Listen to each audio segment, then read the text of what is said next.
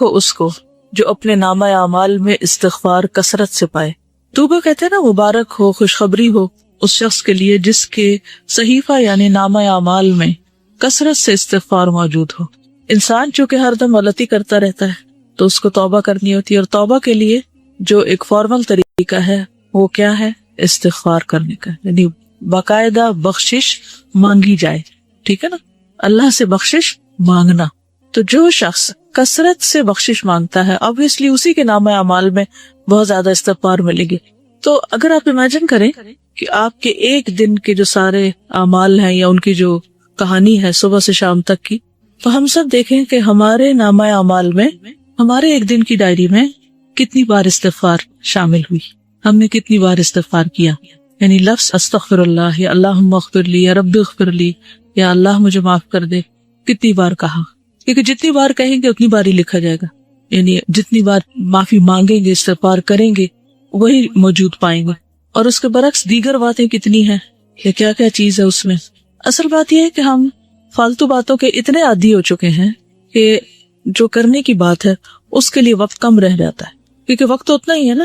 تو آپ چاہیں تو اس میں اچھی باتیں کر لیں، استغفار کر لیں، اللہ کا ذکر کر لیں، یا کسی کو فائدہ پہنچانے کا کوئی کام کر لیں، اور چاہیں تو ادھر ادھر کی اپنی کہانیاں سناتے ہوئے وقت گزار دیں.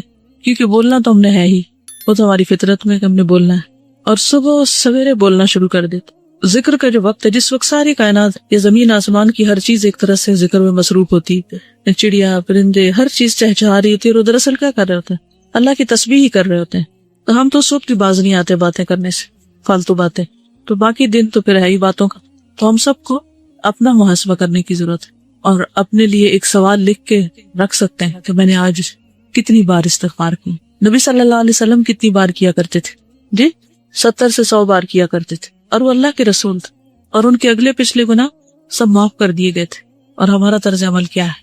وجہ یہ ہے کہ ہمیں اپنی غلطیوں کا احساس ہی نہیں.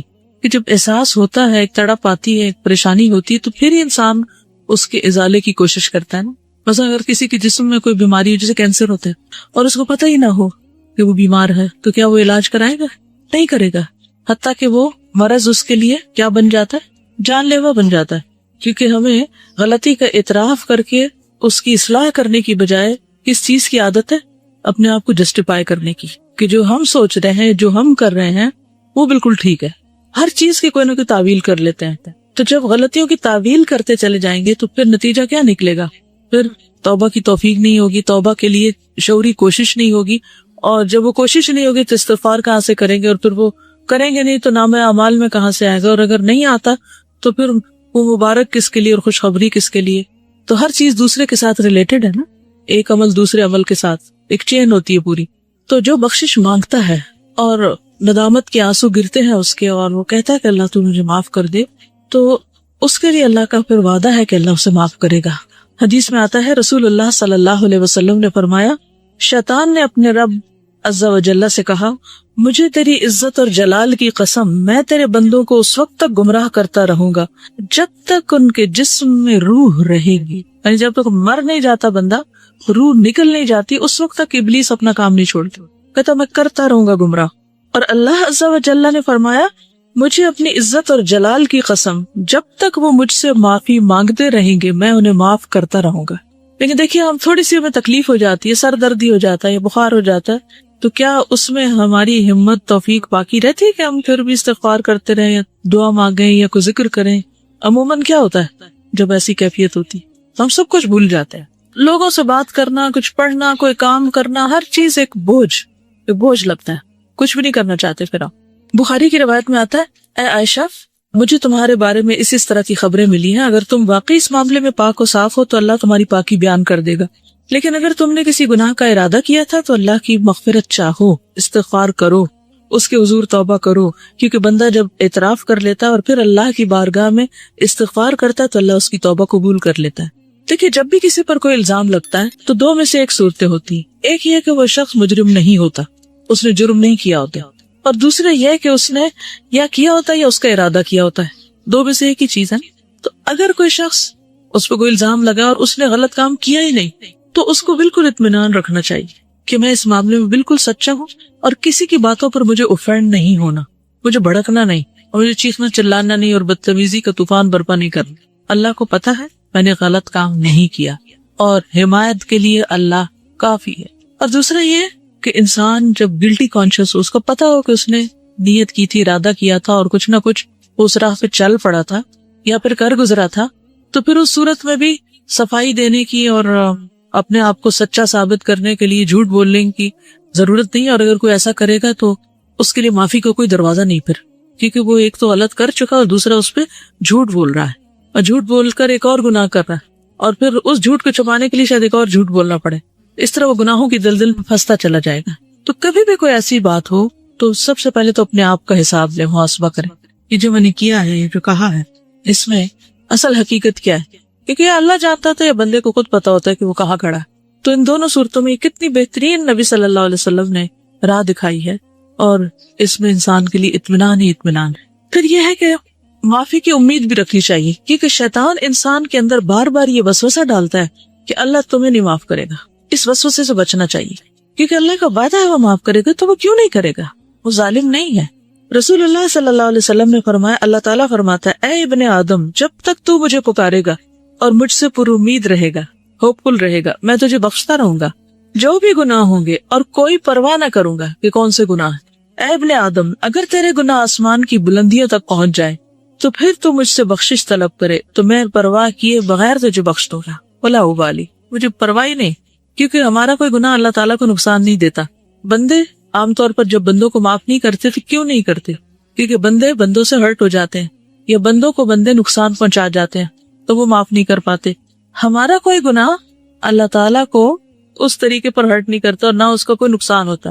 وہ ایک حدیث قدسی میں آتا ہے نا کہ اگر سارے کے سارے اول و آخر جن و انس سب سے زیادہ فاسق و فاجر شخص کی طرح ہو جائے، اس کے دل کی طرح ہو جائے، تو یہ چیز اللہ کی بادشاہت میں کچھ بھی کمی نہیں کرتی. اللہ کو اس کی کوئی پرواہ نہیں، کوئی فکر نہیں، نقصان کچھ نہیں اس کا. بندوں کا تو نقصان ہو جاتا ہے نا، اللہ کا کوئی نقصان نہیں ہوتا. تو اس لیے اللہ تعالیٰ کو معاف کرنے میں مشکل بھی کوئی، ویسے بھی وہ عزیز و مقتدر ہے. اے ابن آدم، اگر تو زمین کے برابر گناہ لے کر میرے پاس آئے اور اس حال میں مجھ سے ملے کہ میرے ساتھ شرک نہ کیا ہو تو میں تجھے ان گناہوں کے بقدر بخشش عطا کروں گا. پوری زمین بھی ایک بندے کے گناہوں سے بھر جائے تو بھی اللہ تعالیٰ معاف کر دیتا ہے اگر بندہ سچے دل سے توبہ کرنے والا ہو. اس میں وہ مثال بھی آپ یاد رکھیے 99 قتل کرنے والے کی، 99 بندوں کے قاتل، اللہ تعالیٰ نے اس کو بھی معاف کر دیا، حالانکہ ابھی وہ اس راہ پہ چلا ہی تھا. عربی کے الفاظ بڑے خوبصورت ہیں کہ جس کا مفہوم کچھ اس طرح بنتا ہے، اگر تو آسمان بھر گناہ لائے تو اسی مقدار سے میں تمہارے پاس بخشش لاؤں گا، اور زمین بھر اگر تو گناہ لائے تو زمین بھر بخشش سے تیری طرف آؤں گا. لیکن اصل چیز کیا ہے؟ اعتراف، جو سب سے مشکل کام اپنی غلطی کا. یہ کہنا کہ آئی واز رانگ، میری غلطی ہے، میں نے غلط کیا، یہ دنیا کا مشکل ترین کام. غلطی کرنے کے بعد عموماً ہم یہی کہتا ہے کہ میں نے غلط، دوسرا بندہ غلط ہے، اس کی غلطی، دوسرے کو بلیم کرتے ہیں اور اپنی غلطی بھول جاتے ہیں. تو توبہ کے لیے لازمی شرط یہ کہ پہلے بندہ مانے، اقرار کرے کہ ہاں میں نے غلط کیا، ورنہ زبان سے صرف تسبیح لے کے آپ سارا دن 1000 دفعہ کہتے رہے. اگر آپ مانے نہیں رہے اپنی غلطی تو کس بات کی معافی مانگ رہے ہیں؟ پھر کس بات کی توبہ کر رہے ہیں؟ کس بات پہ استغفار کہہ رہے ہیں؟ نہ آپ وہ بری عادت چھوڑ رہے ہیں اور نہ ہی آپ اس کا اقرار کر رہے ہیں اور نہ آپ اس پہ شرمندہ ہیں اور نہ آپ کو پورا یقین ہے کہ اللہ اس کو معاف کر دے گا. تو پھر کر کیا رہے ہیں آپ؟ صرف زبان کی ایکسرسائز یا ہاتھوں سے دانے پھینکتے چلے جا رہے ہیں کہ میں استغفار کر رہا ہوں. پھر یہ کہ جب انسان اللہ سے پر امید ہوتا ہے اور واقعی یہ یقین رکھتا ہے کہ میرا رب ہے جو مجھے معاف کرے گا یا معاف کر سکتا ہے یا وہ کرتا ہے، ضرور کرتا ہے، تو ایسا شخص پر کبھی مایوس نہیں ہوتا، وہ مایوسی کے قریب نہیں جاتا، ہر حال میں پر امید اور مطمئن رہتا ہے. ابو ہریرہ کہتے ہیں میں نے نبی صلی اللہ علیہ وسلم کو فرماتے ہوئے سنا، ایک بندے نے بہت گناہ کیے اور کہا ہے میرے رب میں تیرا ہی گناہ گار بندہ ہوں، تو مجھے بخش دے، یعنی میں ہی تیرا گناہ گار بندہ ہوں، تو مجھے معاف کر دے. اللہ رب العزت نے فرمایا میرا بندہ جانتا ہے کہ اس کا کوئی رب ہے جو گناہ معاف کرتا ہے اور گناہ کی وجہ سے سزا بھی دیتا ہے. اس کو یہ بھی یقین ہے کہ اگر نہیں معافی ملی تو پکڑ ہو جائے گی. تو میں نے اپنے بندے کو بخش دیا. پھر بندہ رکا رہا جتنا اللہ نے چاہا، جتنی اللہ نے اس کو توفیق دی وہ گناہ سے رکا رہا. پھر اس نے گناہ کر لیا اور عرض کیا اے میرے رب میں نے پھر گناہ کر لیا، پھر غلطی ہو گئی، اسے بھی بخش دے. اللہ تعالیٰ نے فرمایا میرا بندہ جانتا ہے کہ اس کا کوئی رب ہے جو گناہ معاف کرتا ہے اور اس کے بدلے میں سزا بھی دیتا ہے. میں نے اپنے بندے کو بخش دیا. پھر جب تک اللہ نے چاہا بندہ گناہ سے رکا رہا، پھر اس نے گناہ کر لیا اور اللہ کے حضور عرض کیا اے میرے رب میں نے پھر گناہ کر لیا تو مجھے بخش دے. اللہ تعالیٰ فرماتا ہے میرا بندہ جانتا ہے اس کا ایک رب ہے جو گناہ معاف کرتا ہے اور اس کی سزا بھی دیتا ہے. تو میں نے اپنے بندے کو 3 مرتبہ بخش دیا، بس اب جو چاہے عمل کرے. اس کا یہ مطلب نہیں جو چاہے اب گناہ کرے تو اب آئندہ کے لیے بھی اس کی بخشش ہوگی. مطلب یہ کہ جب بھی اس سے گناہ ہو تو دیر نہ کرے. وہ فارسی میں آتا نا 100 بار اگر توبہ شکستی باز آ، 100 بار بھی توبہ ٹوٹ جائے تو بھی باز آ جاؤ، پھر بھی پلٹ آؤ، پھر بھی لوٹ آؤ، کیونکہ وہ رب 100 بار توبہ کرنے والوں کو 100 بار معاف کر دیتا ہے. تو اس بات کا یقین کہ اللہ تعالیٰ معاف کر دے گا، اور یہ سراسر اس کے اپنے اختیار میں بھی ہے. یغفر لمن یشاء ویعذب من یشاء. رونا کس بات پہ آنا چاہیے کہ اللہ یہ سب تیرا فیصلہ ہوگا، اگر تو نے معاف نہ کیا تو میرے پاس تو کوئی اور دروازہ نہیں کہ میں وہاں جا کے معافی مانگوں. تجھے کو معاف کرنا ہے اور تو معاف کر دے. تو اس کے لیے تڑپنا بھی چاہیے، یعنی اس کو کھیل نہیں بنا لینا چونکہ اللہ نے معاف کر دینا اس لیے گناہ کر لو اور کرتے چلے جاؤ. کیا پتا کہ توبہ کی توفیق بھی پھر ہوتی ہے یا نہیں. اس امید پہ گناہ نہیں کرنے چاہیے، ہمیشہ اعتراف کی روش پہ چلتے جانا چاہیے. نبی صلی اللہ علیہ وسلم نے لوگوں کو استغفار کی ترغیب بھی دلائی ہے متعدد بار. مثلاً ایک بار آپ نے فرمایا قسم اس ذات کی جس کے قبضہ قدرت میں میری جان ہے، اگر تم گناہ نہ کرتے تو اللہ تعالیٰ تمہیں لے جاتا اور ایسے لوگوں کو لاتا جو گناہ کرتے پھر معافی مانگتے تو اللہ ان کو معاف کر دیتا. کیونکہ اللہ تعالیٰ کو معاف کرنا پسند ہے، انسانوں کو معاف کرنا پسند نہیں. انسان معاف کرنا پسند نہیں کرتے، لیکن اللہ تعالیٰ معاف کرنے سے محبت رکھتا ہے، وہ معاف کرنا چاہتا ہے. شرط یہ ہے کہ کوئی شخص واقعی پر معافی مانگے. اب آپ دیکھیے کہ غلطی کس سے ہوتی، غلطی کون کرتا ہے. عام روزمرہ زندگی میں دیکھیے کون غلطی کرتا ہے، جو عمل کرتا ہے، جو کوئی کام کرتا ہے. جو کچھ کرے گا اس سے ہی غلطی ہوگی نا، جو کام ہی نہیں کرے گا اس سے کیا غلطی ہونی ہے.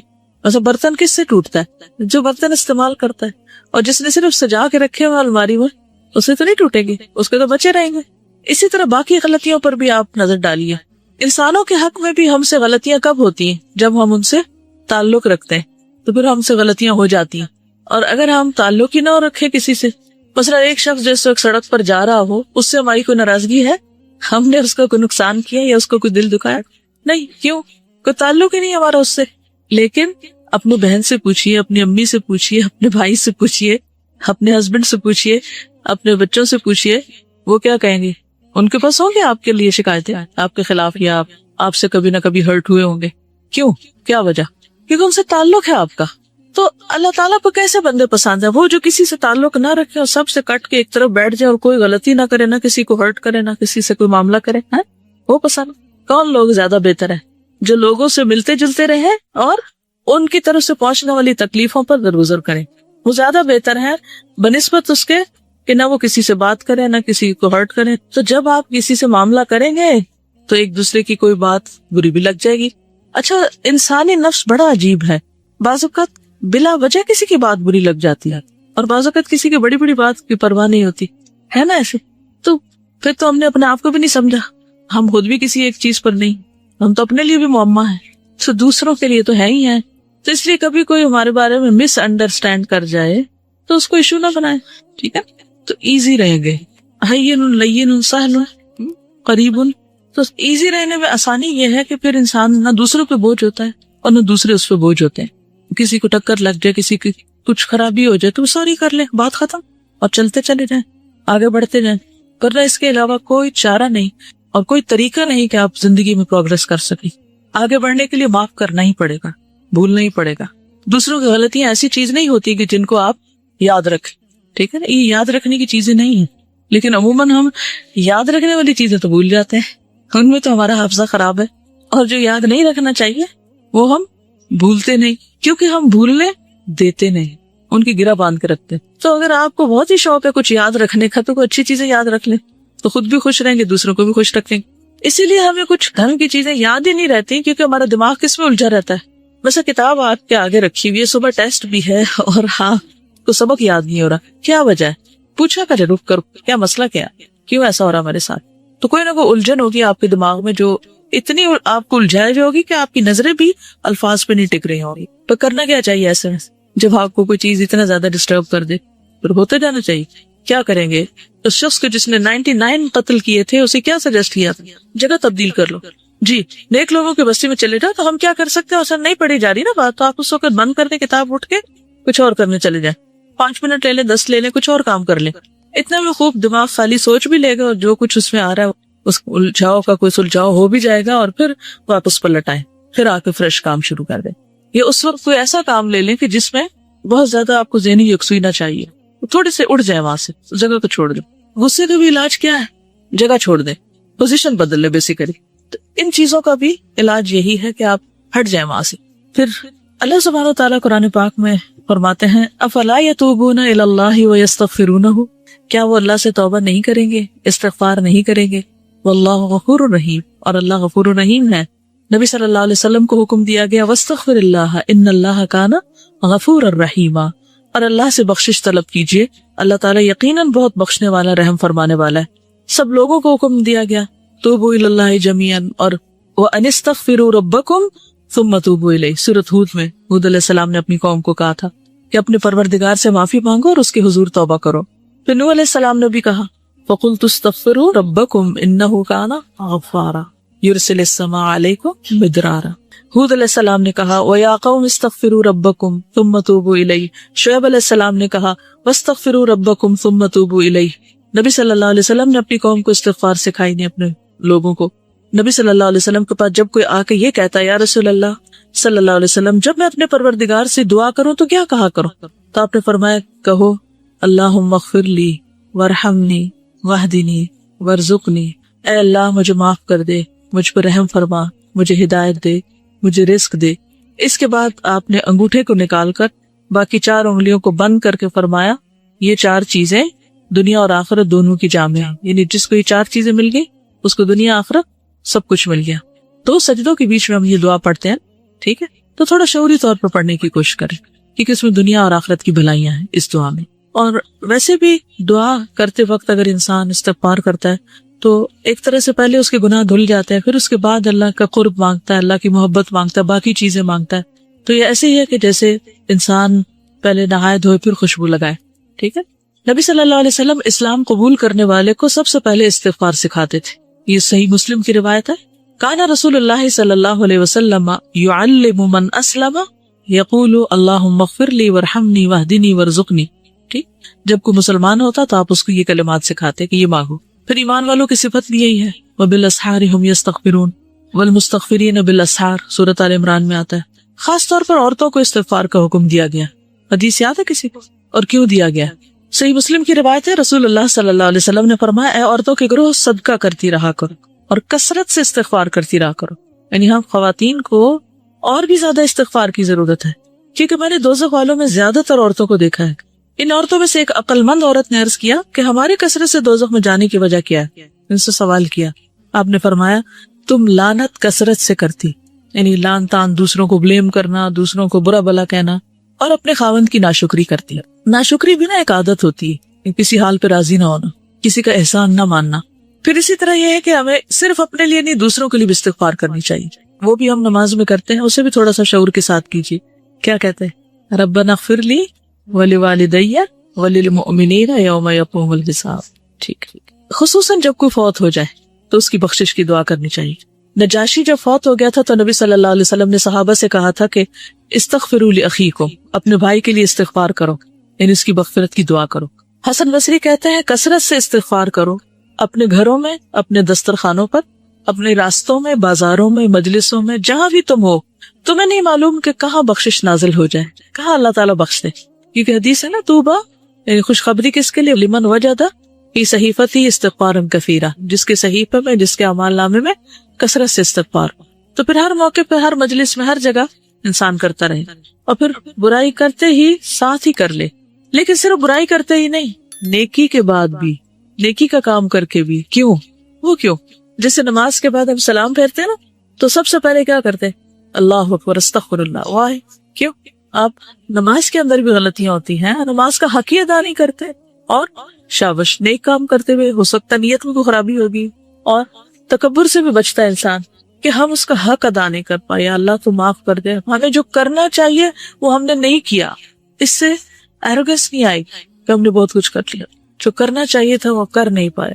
ما عبدناک حق عبادتک، فرشتے کہیں گے نا اور حقیقت بھی یہی ہے نا، ہم میں سے کون سیٹسفائڈ اپنے کاموں سے کہ میں تو بہت اچھے کر رہا ہوں؟ یہ دھڑکا لگا رہتا ہے کہ کل جب کھلے گا اعمال نامہ تو پتہ نہیں کون سا کام کس کوالٹی کا نکلے گا اس میں سے۔ اول تو نیکیاں کرتے ہی کام ہے، جو کر لیتے ہیں ان کو خراب بہت زیادہ کر دیتے ہیں، مختلف چیزوں سے ان کو ستیہ ناش بھی کرتے ہیں یا ان کی شکل بگاڑ دیتے۔ تھوڑا سا کام کر لیتے ہیں تو بس چین نہیں پاتے جب تک لوگوں کو بتا نہ بیٹھے کہ یہ میں نے کیا تھا۔ یہ جیسے ابھی بات ہی تھی نا کہ اگر کوئی بات کر رہا ہوں تو میں تو پہلے سے کرتا ہوں، مجھے تو پہلے ہی پتا ہے، یہ تو میں پہلے سے جانتا ہی ہوں، یہ تو مجھے آتی ہے، یہ میں نے تو کیا تھا۔ عموماً کیا جملے ہوتے ہیں، کیا اللہ تعالیٰ نہیں دیکھ رہا اس وقت کہ ہمیں اصل شوق کس بات کا ہے، اصل شوق کس چیز کا ہے، اور کیا محرک ہے، کس جذبے سے لگے ہوئے ہیں۔ تو اس لیے اس پہ بھی بہت راضی ہو جانے کی ضرورت نہیں۔ کوئی بھی چاہے صدقہ خیرات کرے، کچھ بھی کام کرے، کوئی بھی تو ڈرتے ہوئے، والذین یؤتون ما آتوا وقلوبهم وجلۃ۔ تو اہل ایمان تو وہ ہوتے ہیں کہ جو کرتے ہیں اور ان کے دل ڈر رہے ہوتے ہیں، نیکی کرتے ہوئے ڈر رہے ہوتے ہیں کہ پتہ نہیں کس کوالٹی کی ہے یہ۔ سال میں سب سے زیادہ بخشش کب ہوتی؟ رمضان کے علاوہ یوم عرفہ، عرفہ کے دن سب سے زیادہ لوگوں کی معافی ہوتی ہے، اور شیطان اپنے سر میں مٹی ڈالتا ہے، روتا ہے، چیختا ہے، چلاتا ہے۔ آپ کو پتہ ہے کہ عرفات سے واپس آنے کے بعد کیا کرنے کو کہا گیا؟ آیت پڑھے، ثم افیدوا واستغفر اللہ۔ اس وقت بھی کیا کرو جب عرفات سے لوٹ رہے ہو، تو یہ نہ کہو بس اب تو سب معاف ہو گیا، میں آرام کی نیند سو جا کے۔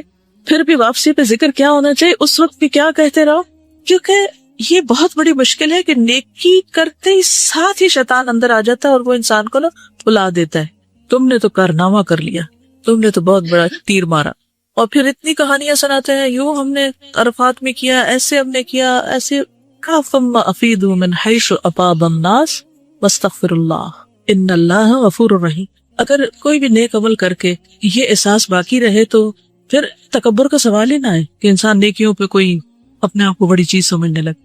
ابراہیم علیہ السلام نے بھی دعا مانگی تھی اپنے لیے، والذی اطمع ان یغفر لی خطیئتی یوم الدین، مجھے امید ہے کہ وہ میری خطائیں معاف کر دے گا قیامت کے دن۔ حالانکہ وہ ابو الانبیاء ہیں، خلیل اللہ ہیں۔ موسیٰ علیہ السلام نے کیا کہا؟ قال رب انی ظلمت نفسی فاغفر لی فغفر لہ۔ یونس علیہ السلام نے لا الہ الا انت سبحانک انی کنت من الظالمین۔ داؤد علیہ السلام نے کیا کیا؟ وظن داؤد انما فتناہ فاستغفر ربہ وخر راکعا واناب۔ اللہ کے جتنے بھی نیک بندے ہیں اور بڑے بڑے نیک کام کرنے والے ہیں، ان سے کہیں کوئی بھول چوک ہوئی تو فوراً پلٹے اللہ کی طرف، اور اللہ نے ان کو معاف کر دیا۔ خود آدم علیہ السلام نے کیا کہا تھا؟ ربنا ظلمنا انفسنا وان لم تغفر لنا وترحمنا لنکونن من الخاسرین۔ نبی صلی اللہ علیہ وسلم کی زندگی میں تو خیر کثرت سے ایسی دعائیں ملتی ہیں۔ آج جب میں آ رہی تھی تو میں دل چاہ رہا تھا کہ کلاس میں جتنی بھی آپ کی مثلاً اس کتاب میں دعائیں ہیں، قرآنی یا مصنوع، سب کو اگر آپ مارک کر لیں کہ کتنی کثرت سے استغفار کا یا رب اغفر لی کا یا اغفر لنا کا یا فاغفر لی کا لفظ آیا ہے، تو اگر ان کو جمع کریں تو حیرت ہوتی ہے کہ اتنی زیادہ دعاؤں میں بس معافی ہی مانگی گئی ہے، کیونکہ انسان کی اگر معافی ہو جائے تو باقی سب چیزیں تو خود ہی ٹھیک ہو جائیں۔ عمران بن حسین کہتے ہیں کہ نبی صلی اللہ علیہ وسلم کی اکثر دعا یہ ہوتی تھی، اللہم اغفر لی ما اخطأت وما تعمدت وما اسررت وما اعلنت وما جہلت وما تعمدت۔ اے اللہ میرے ان گناہوں کو معاف فرما جو میں نے غلطی سے کیے یا جان بوجھ کے کیے، چھپ کر کیے، اعلانیہ طور پر کیے، نادانی میں کیے یا جانتے بوجھتے ہوئے کیے۔ یعنی گناہوں کے بھی قسمیں ہیں نا، کوئی کسی طرح ہو جاتا ہے، کوئی کسی طرح، کوئی کسی طرح۔ پھر سونے سے پہلے نبی صلی اللہ علیہ وسلم جب بستر پر جاتے، حدیث میں آتا ہے جب آپ تشریف لاتے تو جب لیٹتے، اذا اخذ مضجعه من اللیل فقال بسم اللہ ودعت جنبی اللہم اغفر لی ذنبی واخسأ شیطانی وفک رہانی واجعل لی فی الندی الاعلی۔ اے اللہ تو میرے گناہ بخش دے، میرے شیطان کو ذلیل کر، میری قید کو کھول دے، اور مجھے اعلیٰ و عرفہ مجلس کا ہم نشین کر دے۔ اعلیٰ و عرفہ مجلس کون سی ہے؟ فرشتے، صالحین وغیرہ۔ پھر اسی طرح رات میں کسی بھی وقت آپ کی آنکھ کھلتی تو اس وقت بھی دعا کرتے۔ پھر جب تہجد پڑھتے تو سجدے میں پڑھتے، رب اغفر لی ما اسررت وما اعلنت، اللہ میرے پوشیدہ اور ظاہر تمام گناہ معاف کر دے۔ بیت الخلاء سے واپس باہر آنے پر غفرانک، مسجد سے نکلنے پر۔ اب آپ دیکھیے کہ مسجد سے نکلنے پر انسان کیا سوچتا ہے، نیک کام کر کے نکلا ہوں، لیکن آپ کی دعا کیا تھی؟ بسم اللہ والصلاۃ والسلام علی رسول اللہ رب اغفر لی وافتح لی ابواب رحمتک، جب نکلتے تھے تو ساتھ یہ بھی پڑھتے۔ پھر اسی طرح نماز کی جو استفتاح کی دعائیں ہیں ان میں سے بھی ایک دعا ایسی ہے جس میں استغفار آتا ہے۔ رکوع سجدے میں تو خیر ہے ہی، آتی ہے کسی کو رکوع سجدے کی دعا؟ کیا ہے سبحانک اللہم ربنا و بحمدک اللہم اغفر لی. ٹھیک ہے. آپ سجدے میں یہ دعا بھی پڑھتے تھے اللہم اغفر لی ذنبی کلہ دقہ و جلہ و اولہ و آخرہ و علانیتہ و سرہ. پھر 2 سجدوں کے بیچ میں ایک تھا نا اللہم اغفر لی ورحمنی، دوسری یہ بھی تھی رب اغفر لی.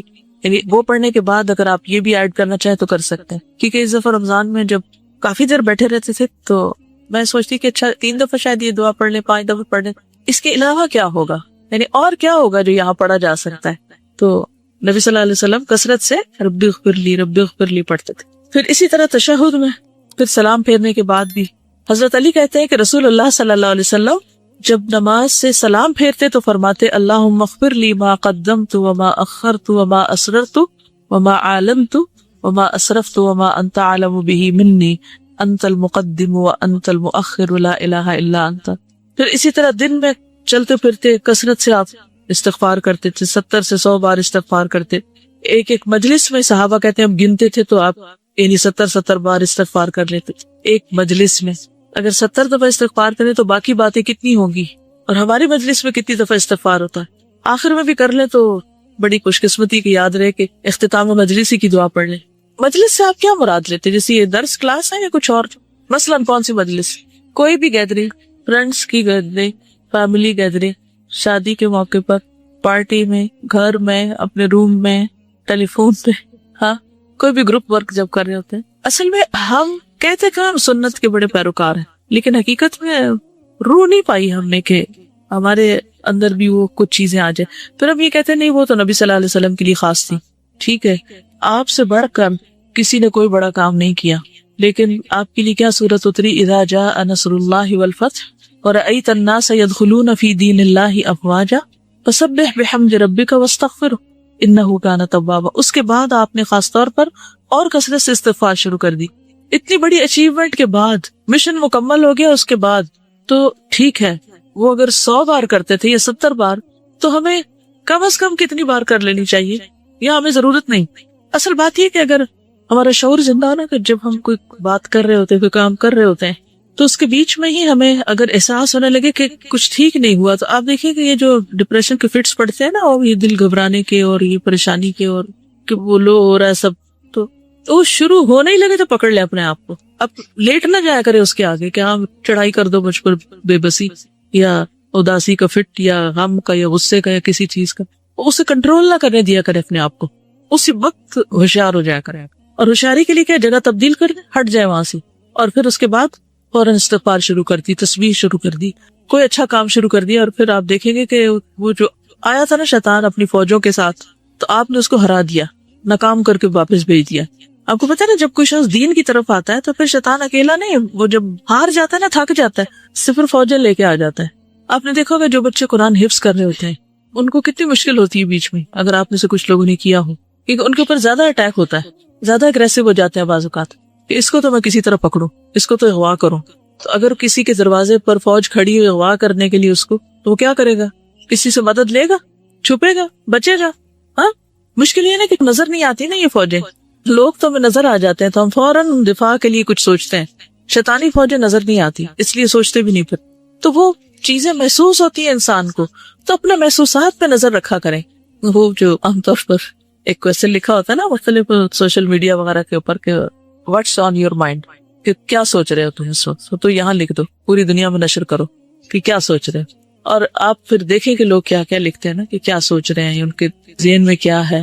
اور میں سوچتی ہوں کہ کس قدر لوگ بیوقوف بنائے جاتے ہیں نا، کہ اب کچھ بالکل آپ کی پرائیویٹ فیلنگز ہوتی ہیں، اور جب آپ اس کو لکھ کے دنیا میں نشر کرتے ہیں، یا آپ کی خاص طور پر کچھ چیزیں ایسی ہوتی ہیں کہ جو صرف آپ کے لیے ہوتی ہے نا، ان کو پبلک کرنا درست نہیں ہوتا، لیکن ہم بے سوچے سمجھے اپنی ہر چیز کو پبلک کر دیتے ہیں. نقصان کیا ہوتا ہے؟ پھر اس کے ٹریپ میں آ جاتے ہیں. یہ بھی پھندے ہیں اصل، کیونکہ پھر انسان اس سے پھر نکلے کیسے؟ تو جتنے پھندے زیادہ ہوتے ہیں اتنا نکلنا مشکل ہو جاتا ہے ان سے. خالد بن معدان کہتے ہیں کہ اللہ تعالیٰ کا فرمان ہے، بے شک میرے محبوب بندے وہ ہیں جو مجھ سے محبت کرتے ہیں. یعنی اللہ کے پیارے کون ہیں؟ جو اللہ سے پیار کرتے ہیں، اور ان کے دل مسجدوں کی طرف لگے رہتے ہیں، مسجدوں سے محبت کرتے ہیں، اللہ کے گھروں سے محبت کرتے ہیں، اور رات کے پچھلے حصے میں استغفار کرتے ہیں. یہ وہ لوگ ہیں کہ جب میں زمین والوں کو کوئی سزا دینے کا ارادہ کرتا ہوں تو ان کی وجہ سے پھر چھوڑ دیتا اور ان سے سزا کو ہٹا دیتا. یعنی ان کی نیکیوں کی وجہ سے زمین پر بہت سی آفتیں آنے سے رک جاتی ہیں، یعنی ان پیاروں کی خاصیت. اور قتادہ رضی اللہ عنہ کہتے ہیں قرآن آپ کو آپ کی بیماری اور علاج کی خبر دیتا ہے، سو آپ کی بیماری آپ کے گناہ ہے اور اس کا علاج اور دوا استغفار ہے. اور علی بن ابی طالب کہتے ہیں تعجب ہے اس شخص پر جس کے پاس بچنے کا سامان ہو، اس کے باوجود وہ ہلاک ہو جائے. آپ سے پوچھا کہ وہ کون سی چیز ہے؟ آپ نے فرمایا وہ استغفار ہے. اور آپ کہتے تھے اللہ سبحانہ وتعالیٰ نے کسی بندے کو استغفار سے غافل نہیں کیا اس حال میں کہ وہ اسے عذاب دینے کا ارادہ رکھتا. اور فضیل بن نیاز کہتے ہیں کہ بندے کا قول استغفر اللہ، اس کی تفسیر یہ ہے کہ اے اللہ تو مجھے گناہوں سے ہلکا کر دے. بعض علماء کہتے ہیں کہ بندہ گناہ اور نعمت کے درمیان رہتا ہے، ان دونوں کو سوائے حمد اور استغفار کے کوئی دوسری چیز درست نہیں کر سکتی. اور فضیل رحمت اللہ علیہ کہتے ہیں بغیر گناہ سے باز آئے ہوئے لوگوں کا استغفار جھوٹے لوگوں کا توبہ ہے. اور رابعہ الادبیہ رحمت اللہ علیہ کہتی ہیں ہم لوگوں کا استغفار زیادہ استغفار کا محتاج ہے. اور بعض علماء کہتے ہیں جس شخص نے ندامت اور شرمندگی سے پہلے استغفار کیا تو اس نے اللہ تعالیٰ کے ساتھ استہزاء اور مذاق کیا اس حالت میں کہ وہ نہیں جانتا تھا. یعنی استغفار کے ساتھ اپنے گناہ پر شرمندہ ہونا ضروری ہے. اور ایک اعرابی کے بارے میں سنا گیا وہ کعبہ کے غلاف کو پکڑے ہوئے چمٹ کر کہہ رہا تھا اے اللہ میرے گناہ پر مصر رہنے کے باوجود تجھ سے میرا استغفار کرنا قابل ملامت ہے. یعنی میں اس پہ شرمندہ ہوں کہ میں گناہ بھی کرتا ہوں اور پھر بھی توبہ کرتا ہوں، اور میرے علم کے مطابق تیری کچھ عدگی عفو کے باوجود تجھ سے استغفار کو چھوڑ دینا یہ میرے عاجز رہنے اور طاقت نہ رکھنے کی وجہ سے ہے. کتنی نعمتیں تجھ سے بے نیازی کے باوجود مجھے محبوب ہیں، اور میں اپنی فقیری اور محتاجی کے باوجود گناہوں کے ذریعے سے تجھے غصہ دلاتا ہوں. اے وہ ذات جو وعدہ کرتا ہے تو پورا کرتا ہے اور جب دھمکی دیتا ہے تو معاف کر دیتا ہے. اے ارحم الراحمین میرے عظیم جرم کو اپنے عظیم عفو معافی میں ڈال دے. اور ابو عبداللہ البراق کہتے ہیں کہ اگر آپ کے اوپر پانی کے قطرے اور سمندر کی جھاگ کے مثل گناہ ہوں اور آپ اپنے رب کو اخلاص کے ساتھ اس دعا سے پکاریں تو انشاءاللہ ضرور آپ کے گناہ مٹا دیے جائیں گے. اور وہ دعا ہے اللہم انی استغفرک من کل ذنب تبت الیک منہ ثم عدت فیہ واستغفرک من کل ما وعدتک بہ من نفسی ولم اوف لک بہ واستغفرک من کل عمل اردت بہ وجہک فخالتہ غیرک واستغفرک من کل نعمت انعمت بها علی فاستعنت بها على معصیتک واستغفرک یا عالم الغیب والشہادۃ من کل ذنب اتیتہ فی ضیاء النہار وسواد اللیل فی ملأ او خلاء وسر وعلانیۃ یا حلیم. اے اللہ میں تجھ سے مغفرت طلب کرتا ہوں ہر اس گناہ سے جس کے بارے میں میں نے تجھ سے توبہ کی اور پھر اس کو کر بیٹھا. یعنی ایک دفعہ توبہ کی پھر دوبارہ وہی کام. اور تجھ سے مغفرت طلب کرتا ہوں اپنے ہر اس وعدے کے بارے میں جس کو میں نے کیا اور پورا نہ کیا، یعنی پرومسز بریک کیے. اور مغفرت طلب کرتا ہوں ہر اس عمل کے بارے میں جس کا میں نے تیرے لیے کرنے کا ارادہ کیا بس وہ دوسرے کے لیے ہو گیا. یعنی ارادہ تھا تجھے خوش کرنا اور میں دوسروں کی تعریف کی طرف چل پڑا. اور مغفرت طلب کرتا ہوں ان تمام نعمتوں کے بارے میں جن کو تو نے میرے اوپر کیا بس میں اپنے گناہوں کے بارے میں تجھ سے مدد طلب کرتا ہوں. اے پوشیدہ اور ظاہر کے جاننے والے میں اپنے ان تمام گناہ کے بارے میں تجھ سے بخشش طلب کرتا ہوں جن کو میں نے دن کی سفیدی، رات کی تاریکی اور تنہائی اور کھلی جگہ میں پوشیدہ ہو کر اور ظاہر ہو کر کیے، یعنی کہیں پر بھی کیے. ان سارے گناہوں کی معافی چاہتا ہوں. پھر سے کہا جاتا ہے کہ یہ آدم علیہ السلام کا استغفار ہے اور ایک قول یہ ہے کہ یہ خضر علیہ السلام کا استغفار ہے. لوگوں تم لوگ استغفار کو لازم پکڑو اور گناہوں سے معصوم نبی محمد صلی اللہ علیہ وسلم کے استغفار سے عبرت حاصل کرو، اس لیے کہ بندہ گناہوں اور عیوب سے کبھی بھی خالی نہیں ہوتا. تم استغفار کو لازم پکڑو اس لیے کہ یہ بلاؤں اور مصیبتوں سے روکنے کا مضبوط قلعہ ہے. جب تم کوئی گناہ کر لو تو استغفار کرو، کیونکہ یہ ایسی غلطیاں اور گناہ ہیں کہ تمہاری پیدائش سے پہلے گردنوں میں توق پہنا دیے گئے ہیں، اور اگر تم اس پر مصر رہو گے تو ہر طرح کی ہلاکت اور بربادی تمہارے سامنے آئے گی. مجھے تعجب ہے ایسے شخص پر جو اللہ کی رحمت سے مایوس ہے حالانکہ اس کے ساتھ دفاع کا ہتھیار موجود ہے، یعنی استغفار. یعنی استغفار ہوتے ہوئے کبھی بھی اللہ کی رحمت سے مایوس نہیں ہونا چاہیے. تم استغفار میں سستی کرنے سے بچو، اور اگر تم نے گناہ کے عہد و پیمان کو مقدم کیا تو یقینی طور پر تم گناہ کر بیٹھو گے اور اللہ کی مغفرت اور بخشش میں شک کرو گے. جس شخص پر اللہ کا انعام ہو اسے چاہیے کہ وہ اللہ کی تعریف کرے اور جس کی روزی میں کمی ہو جائے اس کو چاہیے کہ اللہ سے استغفار کرے، اور جس کے سامنے کو غم اور مصیبت آ پہنچے اس کو چاہیے کہ وہ یہ کہے لا حول ولا قوت الا باللہ العلی العظیم، نہیں ہے کوئی طاقت اور قوت سوائے اللہ کے جو بلند و بالا عظیم ہے۔ ہر قسم کے گناہ انسان کے ذہن سے کبھی ختم نہیں ہوتے، اس لیے اسے چاہیے کہ وہ نئے سرے سے توبہ کرے اور زیادہ سے زیادہ استغفار کرے۔ توبہ کا مطلب یہ ہے کہ بندہ اپنے گناہ کو کبھی نہ بھولے اور گناہ کرنے پر مصر نہ ہو، اور جب بھی وہ کوئی گناہ کر بیٹھے تو فوراً توبہ اور استغفار کرے۔ دلوں میں دل وہ ہے کہ گناہ کرنے سے پہلے استغفار کرے تاکہ اطاعت اور فرما برداری کرنے سے پہلے بدلہ مل جائے۔ صبح و شام اعضاء اور جوارح کے بارے میں بطور شکر اور عافیت غور و فکر کرنا بھی اس کے گناہ سے استغفار کرنا، توبہ کے ذریعے ایمان کی طہارت اور پاکیزگی کے لیے عمل کرنا اور اپنے رزق کی اصلاح کرنا۔ تیرے لیے ضروری ہے کہ تو اللہ سے استغفار کرے، اگر اس کے کرنے سے عاجز ہو تو اللہ تعالیٰ سے اپنا لو لگاؤ، پھر اگر اس سے بھی عاجز ہو تو اللہ تعالیٰ کی اطاعت اور فرما برداری میں مشغول نہ رکھنے میں ہم کوئی عذر نہیں دیکھ رہے، اس لیے کہ درجات کو بلندی اور ترقی دینے میں سب سے زیادہ بہتر ہے۔ استغفار سے متعلق چند اشعار ہیں۔ استغفر اللہ من علمی و من عملی، میں اپنے علم اور عمل سے اللہ سے بخشش طلب کرتا۔ استغفر اللہ من طمعی و من عملی، میں اپنے لالچ اور امید سے اللہ سے بخشش طلب کرتا، یعنی مجھے امید ہے کہ اللہ مجھے بخش دے گا۔ استغفر اللہ مما قد جنیت و من ظلمی و جوری فی ایام الاولی، میں اللہ سے بخشش طلب کرتا ہوں ان تمام گناہوں سے اور ظلم اور جور سے جن کو میں نے گزشتہ ایام میں کیا ہے۔ استغفر اللہ مما قد خفی و بدا، میں اللہ سے بخشش طلب کرتا ہوں ان تمام چیزوں سے جو پوشیدہ اور ظاہر ہے۔ وما تقرب به نفسی من العمل، اور اس عمل سے جس سے میرے نفس کو سکون ہو۔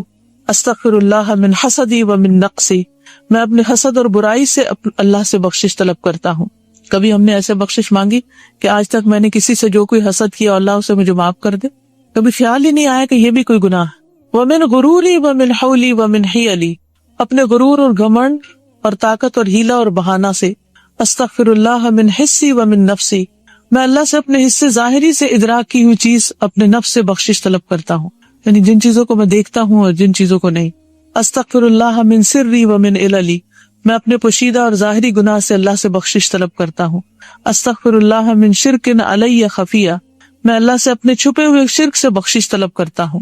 ومن فسوقی و اجرامی ومن ذللی، اور اپنے فسق و فجور اور جرم اور گناہ کے ارتکاب سے مغفرت طلب کرتا ہوں۔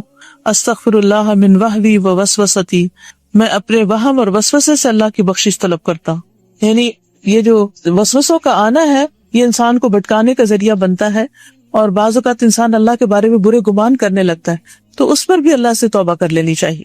اور بن دسیسۃ نفس قد تخیل لی، اور بڑی سازش سے جو میرے دل میں برے وہم و گمان کے ساتھ پیدا ہو۔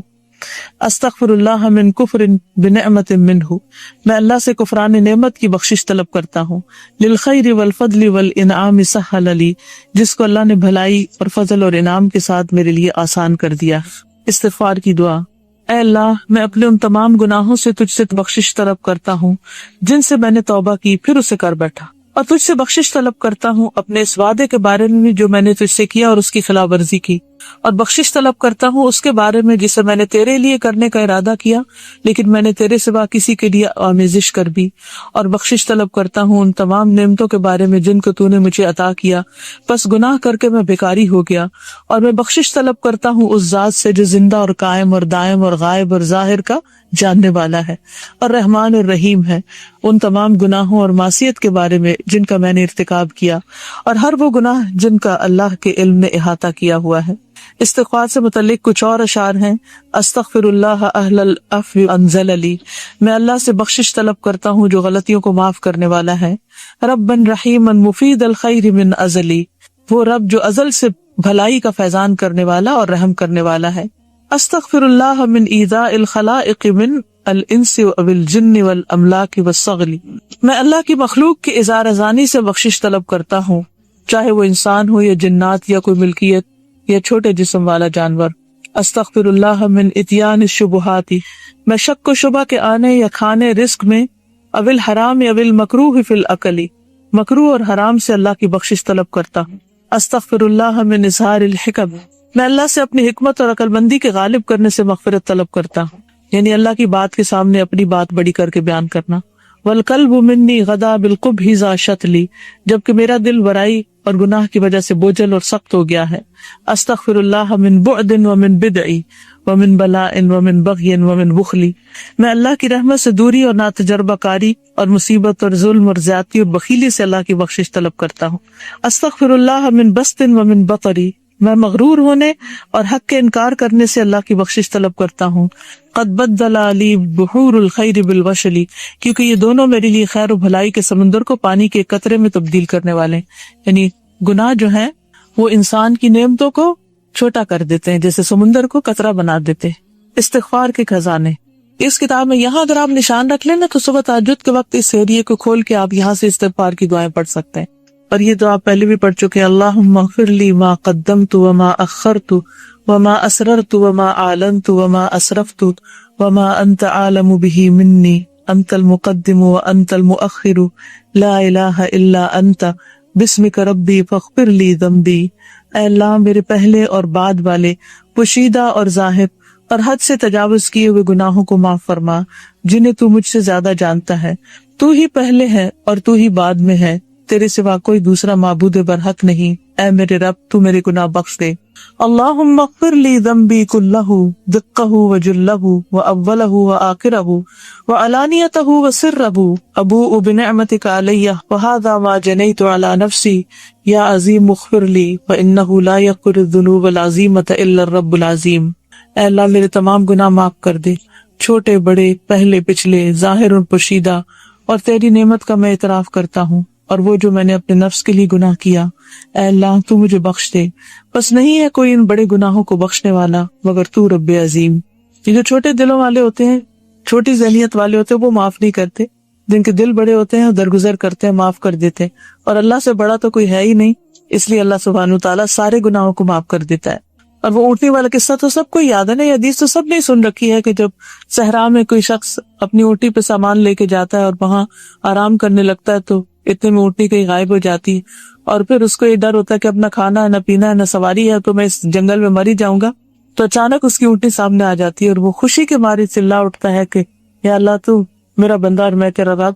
تو یہ اللہ کے بات غلط کرتا ہے، لیکن اللہ کو پتا ہے کہ کس ایکسائٹمنٹ میں کر رہا ہے، تو اللہ تعالیٰ اس پر اس کو معاف کر دیتا ہے. اور اللہ تعالیٰ اس سے بھی زیادہ خوش ہوتا ہے اپنے بندے سے جب بندہ گناہ کر کے واپس آ جاتا ہے.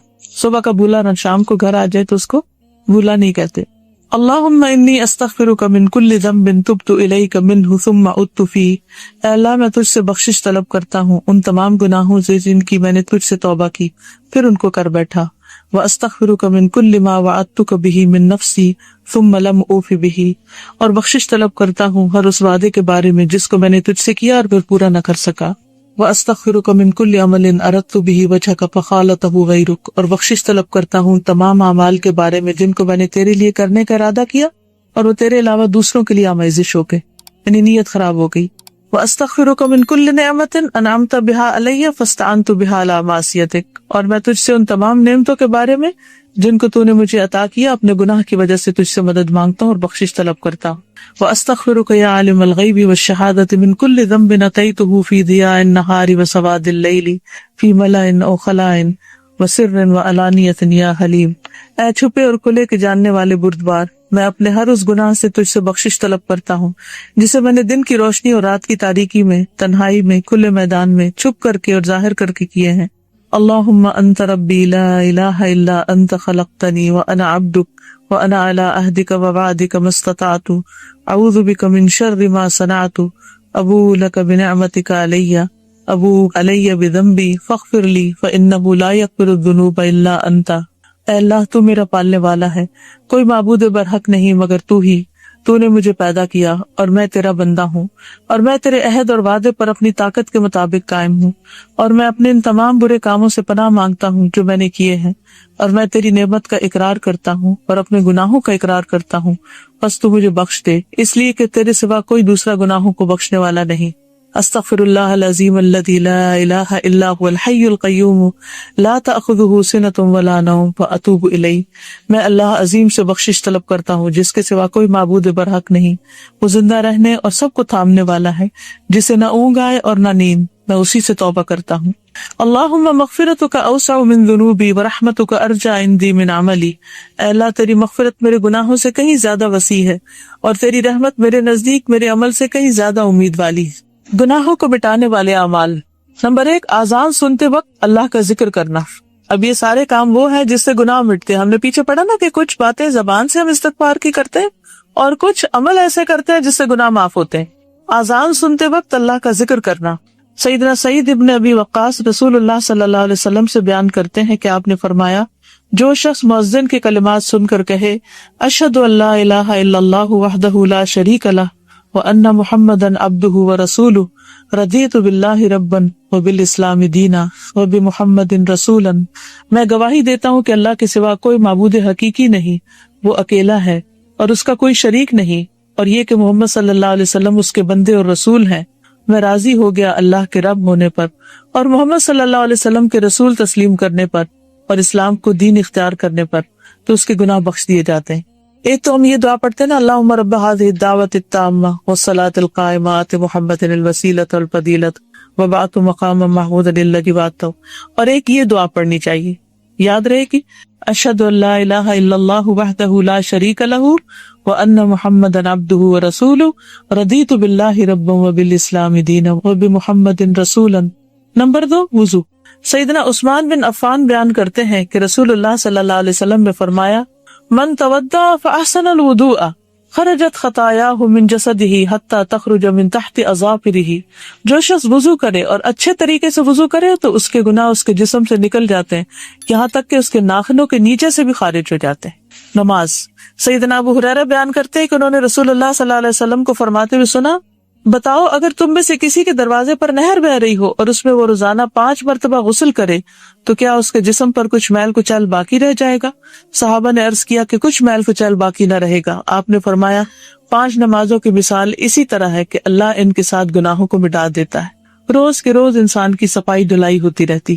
سیدنا ابو ہریرہ بیان کرتے ہیں کہ رسول اللہ صلی اللہ علیہ وسلم نے فرمایا، آدمی کا با جماعت نماز ادا کرنا اس کے گھر اور بازار کی نماز سے 25 گنا زیادہ ہے۔ یہ اس لیے کہ جب اس نے اچھی طرح وضو کیا پھر مسجد کی طرف نکلا صرف نماز کے لیے تو وہ کوئی قدم نہیں رکھتا مگر اس کی وجہ سے اس کا ایک درجہ بلند ہوتا ہے اور اس کی وجہ سے اس کی غلطی معاف ہوتی ہے۔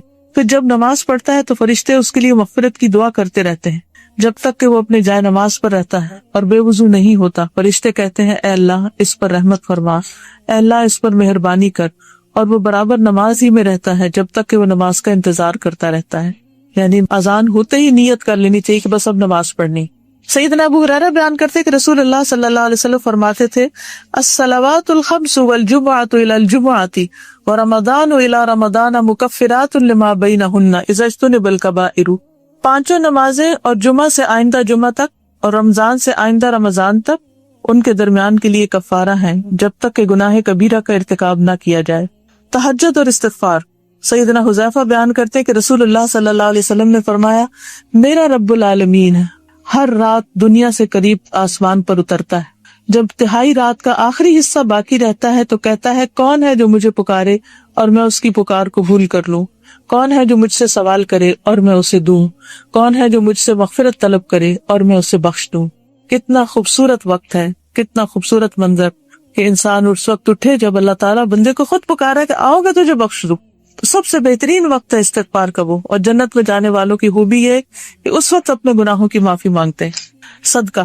سیدنا حذیفہ بیان کرتے کہ رسول اللہ صلی اللہ علیہ وسلم نے فرمایا، آدمی کو جو فتنہ اس کے بال بچوں اور مال و دوست اور ہمسائے کی وجہ سے ہوتا ہے اور نماز، روزہ اور صدقہ اس کا کفارہ بنتے ہیں۔ جمعہ کے دن کے آداب۔ سیدنا سلمان فارسی بیان کرتے کہ نبی صلی اللہ علیہ وسلم نے فرمایا، جو شخص جمعہ کے دن غسل کرتا ہے اور استطاعت کے مطابق پاکیزگی اختیار کرتا ہے، تیل لگاتا ہے یا اپنے گھر کی خوشبو لگاتا ہے، پھر جمعہ کی نماز کے لیے نکلتا ہے اور 2 آدمیوں کے درمیان تفریق ڈال کر نہیں بیٹھتا، پھر سنتیں پڑھتا ہے جو اس کے مقدر میں ہے، پھر جب امام خطبہ دیتا ہے تو خاموش رہتا ہے، تو اس کے اس جمعہ اور دوسرے جمعہ کے درمیان کے صغیرہ گناہ معاف کر دیے جاتے ہیں۔ رمضان کے روزے۔ سیدنا ابو ہریرہ بیان کرتے ہیں کہ آپ صلی اللہ علیہ وسلم نے فرمایا، جو شخص ایمان اور طلب ثواب کے لیے رمضان کے روزے رکھے تو اس کے پہلے کے گناہ معاف ہو جاتے ہیں۔ तरावी की नमाज। सैयदना अबू हुरैरा बयान करते कि रसूलुल्लाह सल्लल्लाहु अलैहि वसल्लम ने फरमाया, जो शख्स रमजान का क़याम ईमान और तलब सवाब के लिए करता है तो उसके पहले के तमाम गुनाह माफ कर दिए जाते हैं। शब कदर की रातों का क़याम, जो शख्स शब कदर का क़याम ईमान और तलब सवाब के लिए करे तो उसके पहले के गुनाह माफ कर दिए जाते हैं। आशूरा के रोजे, सैयदना अबू कतादा बयान करते हैं कि एक आदमी ने रसूलुल्लाह सल्लल्लाहु अलैहि वसल्लम से आशूरा के रोजे के बारे में सवाल किया तो आपने फरमाया, मैं अल्लाह ताला से अच्छा गुमान करता हूँ कि गुज़श्ता साल के गुनाहों का कफारा बनता है। और अब आ रहे हैं इसमें इंशाअल्लाह ताला जल्द ही जुल्हज के रोजे। जुल्हज का पहला अशरा जो है उसमें जो अमल किया जाता है वो सारे साल के अमाल से अफजल, तो इसलिए उन दिनों में सदका खैरात भी करें और रोजे भी रखें और एक्स्ट्रा नवाफिल भी पढ़े और जिक्र अज़कार भी करें। वो इबादत के दिन हैं जो हम अक्सर गफलत में गंवा देते हैं। और खास तौर पर 9 ज़िलहज का रोजा जो हज पे ना जा रहे हों वो 2 साल के गुनाहों का कफारा बनता है। और फिर मुहर्रम आएगा तो आशूरा का रोजा 1 साल के गुनाहों का कफारा। वो कहते हैं कि मैं अल्लाह ताला से अच्छा गुमान करता हूँ कि गुज़श्ता साल के गुनाहों का कफारा बनता है। उम्रा, सैयदना अबू हुरैरा बयान करते हैं कि रसूलुल्लाह सल्लल्लाहु अलैहि वसल्लम ने फरमाया, एक उम्रा करना दूसरे उम्रे तक के दरमियान के गुनाहों का कफारा होता है। और हज मबरूर का बदला जन्नत के अलावा और कुछ नहीं। और हज मबरूर क्या है? हदीस में आता है वो हज जिसमें खाना खिलाया जाए और सलाम किया जाए, वो हज मबरूर है। यानी किसी को तकलीफ ना दी जाए बल्कि फायदा पहुंचाया जाए। मसलन आपके और साथी हैं तो उनके खाने का ख्याल रखना या सबको सलाम करना, क्योंकि हज में बहुत सारे लोग मिलते हैं, उनको भी इंसान सलाम करे, जिनको जानता है उनको भी करे जिनको नहीं जानता, ताकि आपस में मोहब्बत पैदा हो। देखिए हज में ना बहुत बड़ी कोई इबादत नहीं है। जैसे रमजान आता है तो रोजा भी रखना होता है और रात की तरावीह भी करनी होती है, तो एक इबादत का मौसम होता है। लेकिन हज में आपने देखा होगा कि कुछ रिचुअल्स हैं और बाकी वक्त में फरागत भी काफी होती है। तो ये पेशेंस, सब्र और तकलीफें सहने का वक्त है। और तकलीफें सह के भी लोगों को खाना खिलाना और फिर उनको सलाम दुआ करना, ये असल नेकी का काम है। तो इसलिए हज के दौरान इन उमूर का इंसान ज्यादा से ज्यादा ख्याल रखे। तस्बीह, जो शख्स सुभान अल्लाह व बिहम्दी सुभान अल्लाहिल अज़ीम 100 मरतबा कहे तो उसके गुजरे हुए गुनाह माफ कर दिए जाते हैं। अल्लाह के फजल और इनाम का एतराफ करना, जो शख्स कोई कपड़ा पहने या खाना खाए फिर ये कहे अल्हम्दुलिल्लाहिल्लज़ी रज़क़नी व अतअमनी बिला हौल मिन्नी वला कुव्वा, सब तारीफ अल्लाह के लिए जिसने मुझे रोजी दी और खाना दिया बगैर मेरी कुव्वत और ताकत के। या जो शख्स कपड़ा पहने और कहे अल्हम्दुलिल्लाहिल्लज़ी सतरनी व वारा औरती बिला हौल मिन्नी वला कुव्वा, तो उसके गुजरे हुए गुनाह बख्श दिए जाते। यानी ये छोटी छोटी दुआएं भी इंसान जो पढ़ता है खाना खा के, कपड़ा पहन के, ये भी बख्शिश का जरिया बनती है। तो आमतौर पर हम इससे गफलत बरत जाते हैं। सब तारीफ अल्लाह के लिए है जिसने बगैर ताकत और कुव्वत के मेरी शर्मगाह को ढांपा और छुपाया। हज, सैयदना अबू हुरैरा बयान करते हैं कि रसूलुल्लाह सल्लल्लाहु अलैहि वसल्लम ने फरमाया कि जिसने इस घर का हज किया और बेहुदा बातें नहीं की और फिर इसको फजूर नहीं किया तो वो अपने गुनाहों से इस तरह वापस लौटेगा जैसे आज ही उसकी मां ने उसको जना हो। अरफा में वकूफ करना, सईदा आयशा रजी अल्लाह ताला अन्हा बयान करती हैं कि रसूलुल्लाह सल्लल्लाहु अलैहि वसल्लम ने फरमाया, इतने आदमी किसी दिन अल्लाह ताला जहन्नम से आजाद नहीं करता जितने अरफा के दिन करता है। और परवरदिगार आज के दिन नजदीक हो जाता है, जिस रात के पिछले पर नजदीक होता है ना, इसी तरह अरफा के दिन नीचे वाले आसमान पे अल्लाह ताला तशरीफ लाते हैं। फिर अपने बंदों की वजह से अपने फरिश्तों पर फख्र करता है, फरमाता है ये लोग क्या चाहते हैं। तो फरिश्ते बताते हैं कि ये आपकी बख्शिश चाहते हैं। तो अल्लाह ताला फरमाते हैं गवाह रहो मैंने इनको बख्श दिया। जो शख्स हज में ना हो उसके लिए अरफा के दिन का रोजा रखना। सैयदना अबू कतादा से अरफा के दिन के रोजे के बारे में सवाल किया गया तो आपने फरमाया गुज़श्ता और आइंदा साल के गुनाहों का कफारा बनता है। और एक दूसरी रिवायत में है अरफा के दिन के रोजे के बारे में अल्लाह से मेरा गुमान ये है कि 1 साल और बाद के गुनाह का कफारा होता है। बुखार के वक्त इस्तिग़फ़ार के लम्हात, सैयदना जाबिर बिन अब्दुल्लाह रज़ी अल्लाह अन्हु बयान करते हैं कि रसूलुल्लाह सल्लल्लाहु अलैहि वसल्लम एक दिन उम्मे साहिब या उम्मे मुसैयब के पास आए और कहा, मालक या उम्मे साहिब और या उम्मे साहिब तो ज़फ़ज़फ़ीना, ऐ उम्मे साहिब या उम्मे मुसैयब तुम्हें क्या हो गया, साए साए की आवाज निकाल रही, यानी हाय हाय कर रही। तो उन्होंने कहा बुखार है, अल्लाह इसमें बरकत न दे। तो आपने फरमाया तुम बुखार को गाली मत दो क्योंकि ये बनी आदम के गुनाहों को खत्म कर देता है, जैसे लोहार की भट्टी लोहे के जंग और मैल कुचैल को खत्म कर देती है। बीमारियां और रंज और गम, सैयदना अबू सईद और अबू हुरैरा बयान करते हैं कि उन दोनों ने रसूलुल्लाह सल्लल्लाहु अलैहि वसल्लम को फरमाते हुए सुना कि आपने फरमाया मुसलमान को थकान, बीमारी, गम और तकलीफ से जो परेशानी होती है इसके बदले में उसके सगीरा गुनाह माफ हो जाते हैं। यानी छोटी छोटी चीजों पर भी इंसान को जो परेशानी उठानी पड़ती है वो गुनाहों की माफी का जरिया बनती है। मजलिस का कफारा, سیدنا ابو ہریرہ بیان کرتے ہیں کہ رسول اللہ صلی اللہ علیہ وسلم نے فرمایا، جو شخص کسی مجلس میں بیٹھا اور اس میں زیادہ شور و غل ہوتا رہا، اس مجلس سے اٹھنے سے پہلے اس نے کہا سبحانک اللہم و بحمدک اشہد ان لا الہ الا انت استغفرک و اتوب الیک، تو اس کے اس مجلس کے گناہ معاف ہو جاتے ہیں۔ اس کا ترجمہ ہے، اے اللہ تو پاک ہے، میں تیری تعریف کرتا ہوں، میں گواہی دیتا ہوں کہ تیرے سوا کوئی معبود برحق نہیں، میں تجھ سے مغفرت طلب کرتا اور تیری طرف توبہ کرتا۔ تو گویا ہر موقع پر انسان اپنے گناہوں کی معافی مانگتا رہے۔ تم ان لوگوں کی طرح مت ہو جانا جنہوں نے اللہ کے احکام کو بھلا دیا تو اللہ نے بھی انہیں اپنی جانوں سے غافل کر دیا، اور ایسے ہی لوگ فاسق نافرمان ہوتے ہیں۔ تو اللہ کے ذکر کو نہیں بھولنا، استغفار کو نہیں بھولنا۔ اللہ تعالی ہمیں عمل کی توفیق عطا فرمائے۔ وآخر دعوانا ان الحمد للہ رب العالمین۔ یہاں کسی نے دعا کی درخواست کی ہے، ایک بہن ہے، ان کے شوہر مالدیپ کے سمندر میں سوئمنگ کرتے ہوئے لاپتہ ہو گئے ہیں، 3 مہینوں سے نہیں ملے، تو آپ سب بہنیں ان کے لیے دعا کریں، اللہ تعالیٰ ان کو واپس لوٹا دے اور ان کو اپنی رحمت کے ساتھ زندگی اور صحت عطا کرے۔ اللہ تعالیٰ آپ سب کے بھی دین و دنیا کے سارے کاموں کو سنوارے، ساری مشکلات آسان کرے، اور اللہ تعالیٰ ہماری اس مجلس کو ہمارے حق میں حجت بنائے اور ہمارے پچھلے سارے گناہوں کو معاف کرنے کا ذریعہ بنائے۔ آپ سب کا آنا قبول ہو، اللہ تعالیٰ ہمیں بار بار ایسے موقع عطا کرے اور ہمارے ایمان کو تازہ کرتا رہے۔ سب کا شکریہ جنہوں نے بھی اس مجلس کے قیام میں جو بھی کوشش کی، جو بھی محنت کی، اجازت لینے سے لے کے ہال کی سیٹنگ اور مائک اور بینر لگانا اور کتابوں کا بندوبست کرنا اور بے شمار دیگر کام، اللہ تعالیٰ ساری ٹیم کو جزائے خیر عطا کرے۔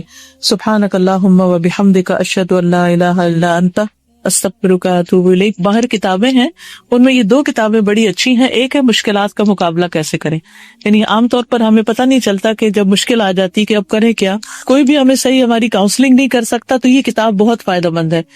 استغفار کے خزانے، یہ اب دعائیں ہیں استغفار کی، ٹھیک ہے؟ تو آپ یہ بھی کر سکتے ہیں کہ یہاں ایک سٹیکر لگا دیں، نشان لگا دیں اور ان کو پڑھنا شروع کر دیں بعد میں۔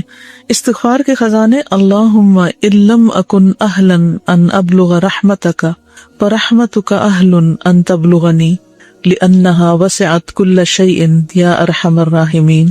اے اللہ، اگر میں اس کا اہل نہیں ہوں کہ تیری رحمت کو پالوں، تو تیری رحمت اس کی اہل ہے کہ وہ مجھے پالے، یعنی اگر میں تیری رحمت تک نہیں پہنچ سکتا تو تیری رحمت مجھ تک پہنچ سکتی ہے، اس لیے کہ وہ ہر چیز سے زیادہ کشادہ ہے۔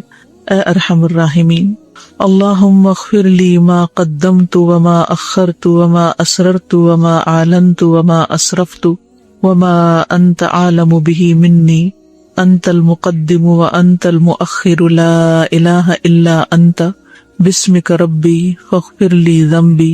اے اللہ، میرے پہلے اور بعد والے، پوشیدہ اور ظاہر اور حد سے تجاوز کیے ہوئے گناہوں کو معاف فرما، جنہیں تو مجھ سے زیادہ جانتا ہے۔ تو ہی پہلے ہے اور تو ہی بعد میں ہے، تیرے سوا کوئی دوسرا معبود برحق نہیں۔ اے میرے رب، تو میرے گناہ کو بخش دے۔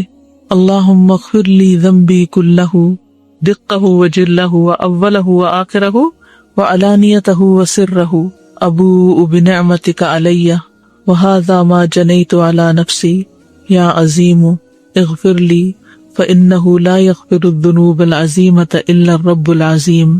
اے اللہ، میرے تمام گناہ معاف فرما دے، چھوٹے بڑے، پہلے پچھلے، ظاہر اور پوشیدہ، اور تیری نعمت کا اقرار کرتا ہوں اور وہ جو میں نے اپنے نفس کے لیے گناہ کیا، اے اللہ تو مجھے بخش دے، بس نہیں ہے کوئی ان بڑے گناہوں کا بخشنے والا مگر تو رب عظیم۔ اللہم انی استغفرک من کل ذنب تبت الیک منہ ثم عدت فیہ۔ اے اللہ، میں تجھ سے بخشش طلب کرتا ہوں ان تمام گناہوں سے جن سے میں نے توبہ کی پھر ان کو کر بیٹھا، یعنی توبہ کرتا ہوں پھر توڑ بیٹھتا ہوں، پھر توبہ کرتا ہوں پھر بھول جاتا ہوں، پھر غلطی کر جاتا ہوں، پھر غلطی کر جاتا ہوں۔ وَأَسْتَغْفِرُكَ مِن كُلِّ مَا وَعَدتُّكَ بِهِ مِن نَفْسِي ثُمَّ لَمْ أُوفِ بِهِ، اور بخشش طلب کرتا ہوں ہر اس وعدہ کے بارے میں جس کو میں نے تجھ سے کیا پھر اس کو پورا نہ کر سکا، یعنی اپنی کمٹمنٹس نہ نبھا سکا۔ وَأَسْتَغْفِرُكَ مِن كُلِّ عَمَلٍ أَرَدتُّ بِهِ وَجْهَكَ فَخَالَطَهُ غَيْرُهُ، اور بخشش طلب کرتا ہوں ان تمام اعمال کے بارے میں جن کو میں نے تیرے لیے کرنے کا ارادہ کیا تو وہ تیرے علاوہ دوسرے کے لیے آمیزش ہو گئی، یعنی میری نیت خراب ہو گئی۔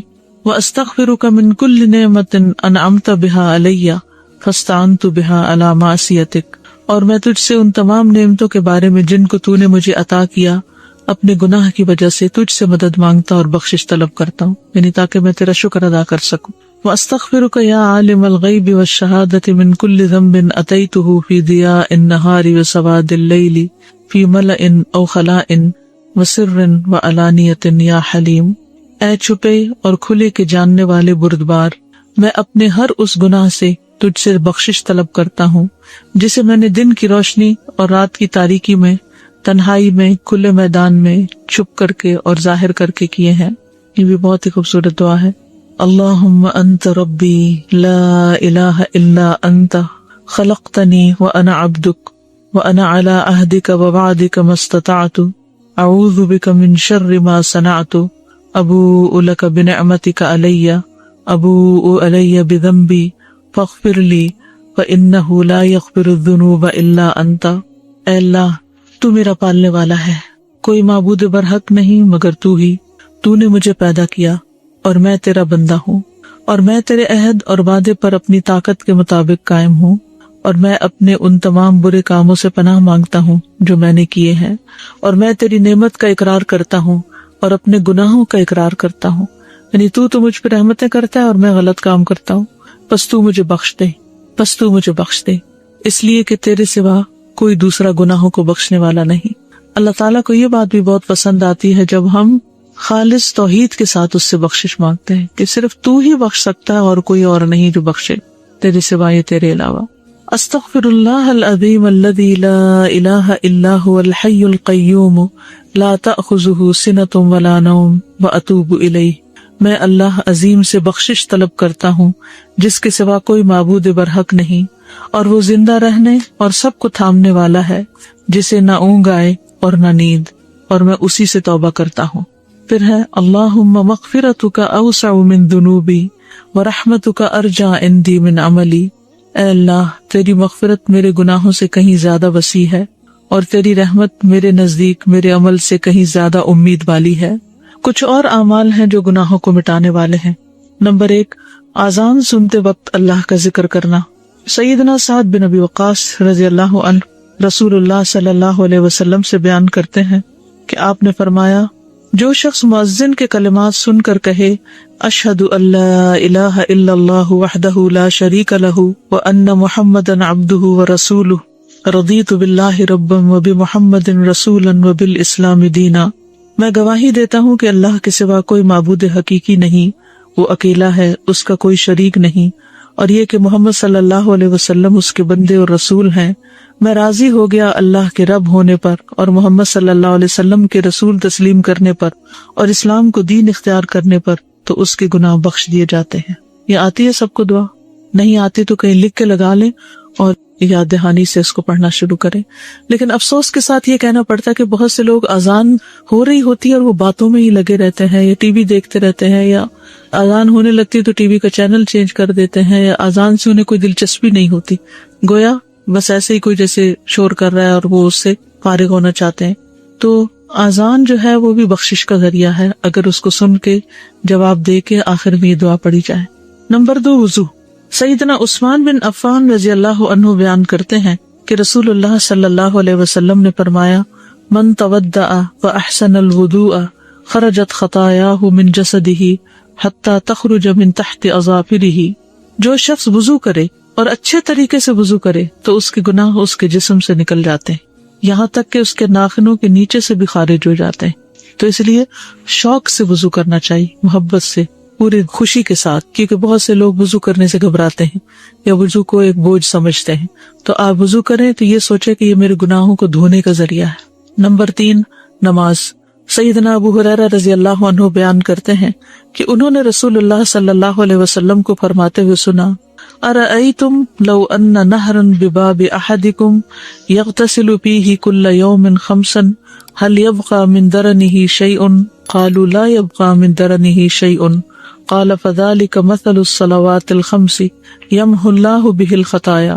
بتاؤ، اگر تم میں سے کسی کے دروازے پر نہر بہ رہی ہو اور اس میں وہ روزانہ 5 مرتبہ غسل کرے تو کیا اس کے جسم پر کچھ میل کچیل باقی رہ جائے گا؟ صحابہ نے عرض کیا کہ کچھ میل کچیل باقی نہ رہے گا۔ آپ نے فرمایا، 5 نمازوں کی مثال اسی طرح ہے کہ اللہ ان کے ساتھ گناہوں کو مٹاتا ہے۔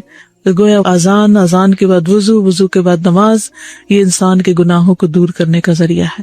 سیدنا ابو ہریرہ رضی اللہ عنہ بیان کرتے ہیں کہ رسول اللہ صلی اللہ علیہ وسلم نے فرمایا، صلاۃ الرجل فی الجماعۃ تضعف علی صلاتہ فی بیتہ وفی سوقہ 25 ضعفا، ذلک انہ اذا تودع فاحسن الوضوء ثم خرج الى المسجد لا يخرجه الا الصلاة لم يخط خطوة الا رفعت له بها درجة وحط عنه بها خطيئة فإذا صلى لم تزل الملائكة تصلي عليه ما دام في مصلاه اللهم صل عليه اللهم ارحمه ولا يزال أحدكم في صلاة منتظر الصلاة۔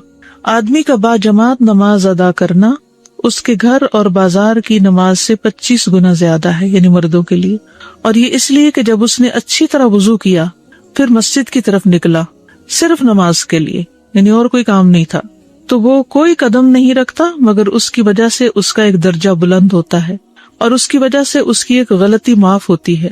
پھر جب وہ نماز پڑھتا ہے تو فرشتے اس کے لیے مغفرت کی دعا کرتے رہتے ہیں، یعنی جتنی دیر وہ نماز میں مصروف ہے فرشتے بخشش مانگ رہے ہیں اس کے لیے، فرشتے اس کے لیے استغفار کر رہے ہیں۔ جب تک وہ اپنی جائے نماز پر رہتا ہے اور وضو نہیں ٹوٹتا، فرشتے کہتے ہیں اے اللہ اس پر رحمت فرما، اے اللہ اس پر مہربانی کر، اور وہ برابر نماز ہی میں رہتا ہے جب تک کہ وہ نماز کا انتظار کرتا ہے۔ یہ نماز سے پہلے اگر جلدی آ جائے مسجد میں اور بیٹھ کے انتظار کر لے تو وہ بھی نماز کی حالت شمار ہوتی ہے، اور بعد میں بھی جب وہ بیٹھا ہوتا ہے نماز کے فوراً بعد نہیں اٹھ جاتا۔ سیدنا ابو ہریرہ رضی اللہ عنہ بیان کرتے ہیں کہ رسول اللہ صلی اللہ علیہ وسلم فرماتے تھے، الصلوات الخمس والجمعۃ الی الجمعۃ ورمضان الی رمضان مکفرات لما بینہن اذا اجتنب الکبائر۔ پانچوں نمازیں اور جمعہ سے آئندہ جمعہ تک اور رمضان سے آئندہ رمضان تک ان کے درمیان کے لیے کفارہ ہیں جب تک کہ گناہ کبیرہ کا ارتکاب نہ کیا جائے۔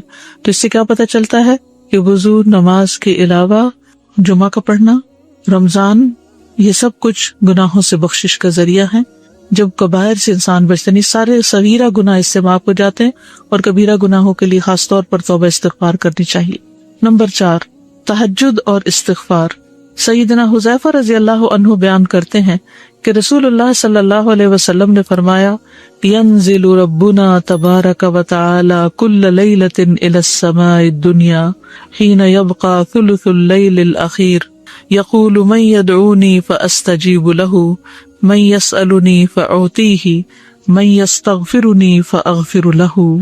میرا رب العالمین ہر رات دنیا سے قریب آسمان پر اترتا ہے، یعنی نیچے والے آسمان پر، جب رات کا تہائی آخری حصہ باقی رہتا ہے تو کہتا ہے کہ کون ہے جو مجھے پکارے اور میں اس کی پکار کو قبول کروں، کون ہے جو مجھ سے سوال کرے اور میں اسے دوں، کون ہے جو مجھ سے مغفرت طلب کرے اور میں اسے بخش دوں۔ تو رات کا آخری تہائی حصہ جو ہے یہ بھی گناہوں کی بخشش کے لیے بہت فائدہ مند ہے۔ اللہ تعالیٰ خود دعوت دیتے ہیں کہ آؤ مجھ سے بخشش مانگو تاکہ میں تمہیں بخش دوں، تو اس سے فائدہ اٹھانا چاہیے۔ 5ویں چیز صدقہ۔ سیدنا حذیفہ رضی اللہ عنہ بیان کرتے ہیں کہ رسول اللہ صلی اللہ علیہ وسلم نے فرمایا، فتنۃ الرجل فی اہلہ ومالہ وجارہ تکفرھا الصلاۃ والصوم والصدقۃ۔ آدمی کو جو فتنہ اس کے بال بچوں اور مال اور دوست اور ہمسائے کی وجہ سے ہوتا ہے، یعنی ان کی وجہ سے انسان غلطیوں میں مبتلا ہو جاتا ہے، تو نماز، روزہ اور صدقہ اس کا کفارہ بنتے ہیں، یعنی صدقہ بھی انسان کے گناہوں کو مٹانے کا ذریعہ بنتا ہے، اللہ تعالیٰ کے غضب کو ٹھنڈا کرتا ہے۔ نمبر 6، جمعہ کے دن کے آداب۔ سیدنا سلمان الفارسی رضی اللہ عنہ بیان کرتے ہیں کہ نبی صلی اللہ علیہ وسلم نے فرمایا، لا یغتسل رجل یوم الجمعۃ ویتطہر ما استطاع من الطہر ویدہن من دہنہ او یمس من طیب بیتہ ثم یخرج فلا یفرق بین اثنین ثم یصلی ما کتب له ثم ينصت اذا تکلم الامام الا غفر له ما بینہ وبین الجمعۃ الاخری۔ جو شخص جمعہ کے دن غسل کرتا ہے اور استطاعت کے مطابق پاکیزگی اختیار کرتا ہے، تیل لگاتا ہے یا اپنے گھر کی خوشبو لگاتا ہے، پھر جمعہ کی نماز کے لیے نکلتا ہے اور 2 آدمیوں کے درمیان تفریق ڈال کر نہیں بیٹھتا، یعنی بیچ میں گھستا نہیں، دوسروں کو اذیت نہیں دیتا، پھر سنتیں پڑھتا ہے جو اس کے مقدر میں ہے، پھر جب امام خطبہ دیتا ہے تو خاموش رہتا ہے، تو اس کے اس جمعہ اور دوسرے جمعہ کے درمیان کے صغائر یعنی صغیرہ گناہ معاف کر دیے جاتے ہیں۔ تو جمعہ پڑھنا جو ہے یہ بھی گناہوں کی بخشش کا ذریعہ ہے۔ نمبر 7، رمضان کے روزے۔ سیدنا ابو ہریرہ رضی اللہ عنہ بیان کرتے ہیں کہ آپ نے فرمایا، من صام رمضان ایمانا واحتسابا غفر له ما تقدم من ذنبه، جو شخص ایمان اور طلب ثواب کے لیے رمضان کے روزے رکھے تو اس کے پہلے کے گناہ معاف ہو جاتے ہیں۔ تراویح کی نماز، 8ویں چیز۔ سیدنا ابو ہریرہ بیان کرتے ہیں کہ رسول اللہ صلی اللہ علیہ وسلم نے فرمایا، من قام رمضان ایمانا واحتسابا غفر له ما تقدم من ذنبه، جو شخص رمضان کا قیام ایمان اور طلب ثواب کے لیے کرتا ہے تو اس کے پہلے کے تمام گناہ معاف کر دیے جاتے ہیں۔ نمبر 9، شب قدر کی راتوں کا قیام۔ سیدنا ابو ہریرہ رضی اللہ عنہ بیان کرتے ہیں کہ رسول اللہ صلی اللہ علیہ وسلم نے فرمایا، من قام لیلۃ القدر ایمانا واحتسابا غفر له ما تقدم من ذنبه، جو شخص شب قدر کا قیام ایمان اور طلب ثواب کے لیے کرے تو اس کے پہلے کے گناہ معاف کر دیے جاتے ہیں۔ نمبر 10، عاشورہ کے روزے۔ سیدنا ابو قتادہ بیان کرتے ہیں کہ ایک آدمی نے رسول اللہ صلی اللہ علیہ وسلم سے عاشورہ کے روزے کے بارے میں سوال کیا تو آپ نے فرمایا، احتسب علی اللہ ان یکفر السنۃ التی قبلہ، میں اللہ تعالیٰ سے اچھا گمان کرتا ہوں کہ گزشتہ سال کے گناہوں کا کفارہ بنتا ہے، یعنی ایک سال کے روزے معاف ہو جاتے ہیں۔ عمرہ۔ سیدنا ابو ہریرہ رضی اللہ عنہ بیان کرتے ہیں کہ رسول اللہ صلی اللہ علیہ وسلم نے فرمایا، العمرۃ الی العمرۃ کفارۃ لما بینہما والحج المبرور لیس له جزاء الا الجنہ، ایک عمرہ کرنا دوسرے عمرے تک کے درمیان کے گناہوں کا کفارہ ہوتا ہے اور حج مبرور کا بدلہ جنت کے علاوہ اور کچھ نہیں۔ تسبیح۔ جو شخص سبحان اللہ و بحمدہ سبحان اللہ العظیم 100 مرتبہ کہے تو اس کے گزرے ہوئے گناہ معاف کر دیے جاتے ہیں۔ اللہ کے فضل اور انعام کا اعتراف کرنا۔ جو شخص کوئی کپڑا پہنے یا کھانا کھائے پھر یہ کہے، الحمدللہ الذی رزقنی واطعمنی بلا حول منی ولا قوت، سب تعریف اللہ کے لیے ہے جس نے مجھے روزی دی اور کھانا دیا بغیر میری طاقت اور قوت کے۔ یا جو شخص کپڑا پہنے اور کہے، الحمدللہ الذی سترنی ووارا عورتی بلا حول منی ولا قوت، تو اس کے گزرے ہوئے گناہ بخش دیے جاتے ہیں۔ یعنی کپڑے پہن رہے ہیں، ضرورت ہے دنیاوی، اور اس وقت اللہ کو یاد کرتے ہیں تو بھی گناہوں کی بخشش ہوگی۔ کتنا پیارا ہے ہمارا دین۔ سب تعریف اس اللہ کے لیے ہے جس نے بغیر طاقت اور قوت کے میری شرمگاہ کو ڈھانپا اور چھپایا۔ حج۔ سیدنا ابو ہریرہ بیان کرتے ہیں کہ رسول اللہ صلی اللہ علیہ وسلم نے فرمایا، من حج هذا البیت فلم یرفث ولم یفسق رجع کیوم ولدته امہ، کہ جس نے اس کے گھر کا حج کیا اور بےہودہ باتیں نہیں کی اور فسق و فجور نہیں کیا تو اپنے گناہوں سے اس طرح واپس لوٹے گا جیسے آج ہی اس کی ماں نے اس کو جنا ہو۔ 15، عرفہ میں وقوف کرنا۔ سیدہ عائشہ رضی اللہ عنہا بیان کرتی ہیں کہ رسول اللہ صلی اللہ علیہ وسلم نے فرمایا، ما من یوم اکثر من ان یعتق اللہ فیہ عبدا من النار من یوم عرفۃ وانہ لیدنو ثم یباہی بہم الملائکۃ فیقول ما اراد ہؤلاء، اتنے آدمی کسی دن اللہ تعالیٰ جہنم سے آزاد نہیں کرتا جتنے عرفہ کے دن کرتا ہے، اور پروردگار آج کے دن نزدیک ہو جاتا ہے، پھر اپنے بندوں کی وجہ سے اپنے فرشتوں پر فخر کرتا ہے اور فرماتا ہے یہ لوگ کیا چاہتے، تو ظاہر ہے سب کیا چاہتے ہیں، گناہوں کی بخشش، اللہ کی رضا۔ نمبر 16، جو شخص حج میں نہ ہو اس کے لیے عرفہ کے دن کا روزہ رکھنا، یعنی عرفات کے دن اگر آپ حج کے لیے وہاں میدان میں کھڑے نہ ہو سکے تو روزہ رکھیں۔ سیدنا ابو قتادہ سے عرفہ کے دن کے روزے کے بارے میں سوال کیا گیا تو آپ نے فرمایا، یکفر السنۃ الماضیۃ والباقیۃ، گزشتہ اور آئندہ سال کے گناہوں کا کفارہ بنتا ہے تو اس کو مس نہ کریں۔ کچھ لوگ اس جھگڑے میں پڑے رہتے ہیں، سعودی عرب والا عرفہ ہو یا یہاں کا ہو، دونوں دن رکھ لیں تاکہ کچھ بھی مس نہ ہو۔ صیام یوم عرفۃ احتسب علی اللہ ان یکفر السنۃ التی قبلہ والسنۃ التی بعدہ، عرفہ کے دن کے روزے کے بارے میں اللہ سے میرا گمان یہ ہے کہ ایک سال اور بعد کے گناہ کا کفارہ ہوتا ہے، یعنی ایک سال پہلے ایک سال بعد ہے۔ بخار کے وقت استغفار کے لمحات۔ سیدنا جابر بن عبداللہ رضی اللہ عنہ بیان کرتے ہیں کہ رسول اللہ صلی اللہ علیہ وسلم ایک دن ام سائب یا ام مسیب کے پاس آئے اور کہا، ما لک یا ام السائب او یا ام المسیب تزفزفین، اے ام سائب یا ام مسیب تمہیں کیا ہو گیا، سائیں سائیں کی آوازیں نکال رہی ہو؟ انہوں نے کہا کہ بخار ہے، اللہ اس میں برکت نہ دے۔ تو آپ نے فرمایا، لا تسب الحمى فانها تذهب خطايا بني آدم كما يذهب الكير خبث الحديد، تم بخار کو گالی مت دو، کیونکہ بنی آدم انسان کے گناہوں کو ختم کر دیتا ہے، جیسے لوہار کی بٹی لوہے کے زنگ اور میل کو چیل کو ختم کر دیتی ہے۔ یعنی بیماری جو ہے اس میں بھی گھبرانا نہیں چاہیے، وہ انسان کے گناہوں کے کفارے کا ذریعہ بنتی۔ ہم سب دین پڑھتے پڑھاتے کیا یہ ممکن ہے ہم سب اپنے فون بیل جو ہیں ان کا میوزک ہٹا دیں؟ دن میں کتنی دفعہ ہم نہ چاہتے ہوئے میوزک سنتے، ایسی رنگ ٹونز بھی ہوتی ہیں جن میں میوزک نہیں ہوتا، تو ہم کم از کم ایک گناہ سے تو بچ جائیں گے۔ بیماریاں اور رنج و غم، سیدنا ابو سعید اور ابو ہریرہ بیان کرتے ہیں رضی اللہ تعالی عنہما کہ ان دونوں نے رسول اللہ صلی اللہ علیہ وسلم کو فرماتے ہوئے سنا کہ آپ نے فرمایا ما یصیب المؤمن من وصب ولا نصب ولا سقم ولا حزن حتی الہم یہمہ الا کفر بہ من سیئاتہ۔ مسلمان کو تھکان، بیماری، غم اور تکلیف سے جو پریشانی ہوتی ہے اس کے بدلے میں اس کے صغیرہ گناہ معاف ہوتے ہیں۔ 19 نمبر مجلس کا کفارہ۔ سیدنا ابو ہریرہ رضی اللہ عنہ بیان کرتے ہیں کہ رسول اللہ صلی اللہ علیہ وسلم نے فرمایا جو شخص کسی مجلس میں بیٹھا اور اس میں زیادہ شور و غل ہوتا رہا، یعنی خوب باتیں ہوئیں، اس مجلس سے اٹھنے سے پہلے اس نے کہا سبحانک اللہم و بحمدک اشہد ان لا الہ الا انت استغفرک و اتوب الیک۔ اے اللہ تو پاک ہے، میں تیری تعریف کرتا ہوں، میں گواہی دیتا ہوں کہ تیرے سوا کوئی معبود برحق نہیں، میں تجھ سے مغفرت طلب کرتا ہوں اور تیری طرف توبہ کرتا ہوں، تو اس مجلس کے گناہ معاف ہو جاتے ہیں۔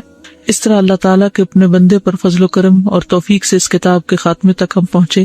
یہ کتاب اگرچہ مختصر ہے لیکن اذکار کے باب میں سب سے اہم اور افضل قسم استغفار اور توبہ کے موضوع پر شامل ہونے کی وجہ سے انتہائی اہم ہے، کیونکہ توبہ اور استغفار ایک ایسی چیز ہے جو اللہ پر ایمان کو مضبوط کرتی ہے، اور بندہ سمجھتا ہے کہ اللہ تعالیٰ تمام گناہوں کو بخشنے والا ہے، وہ بندے کی توبہ سے خوش ہوتا ہے اور سمجھتا ہے کہ بندہ اس سے غافل نہیں، جیسا کہ اللہ تعالیٰ نے فرمایا وَلَا تَكُونُوا كَالَّذِينَ نَسُوا اللَّهَ فَأَنسَاهُمْ أَنفُسَهُمْ أُولَئِكَ هُمُ الْفَاسِقُونَ۔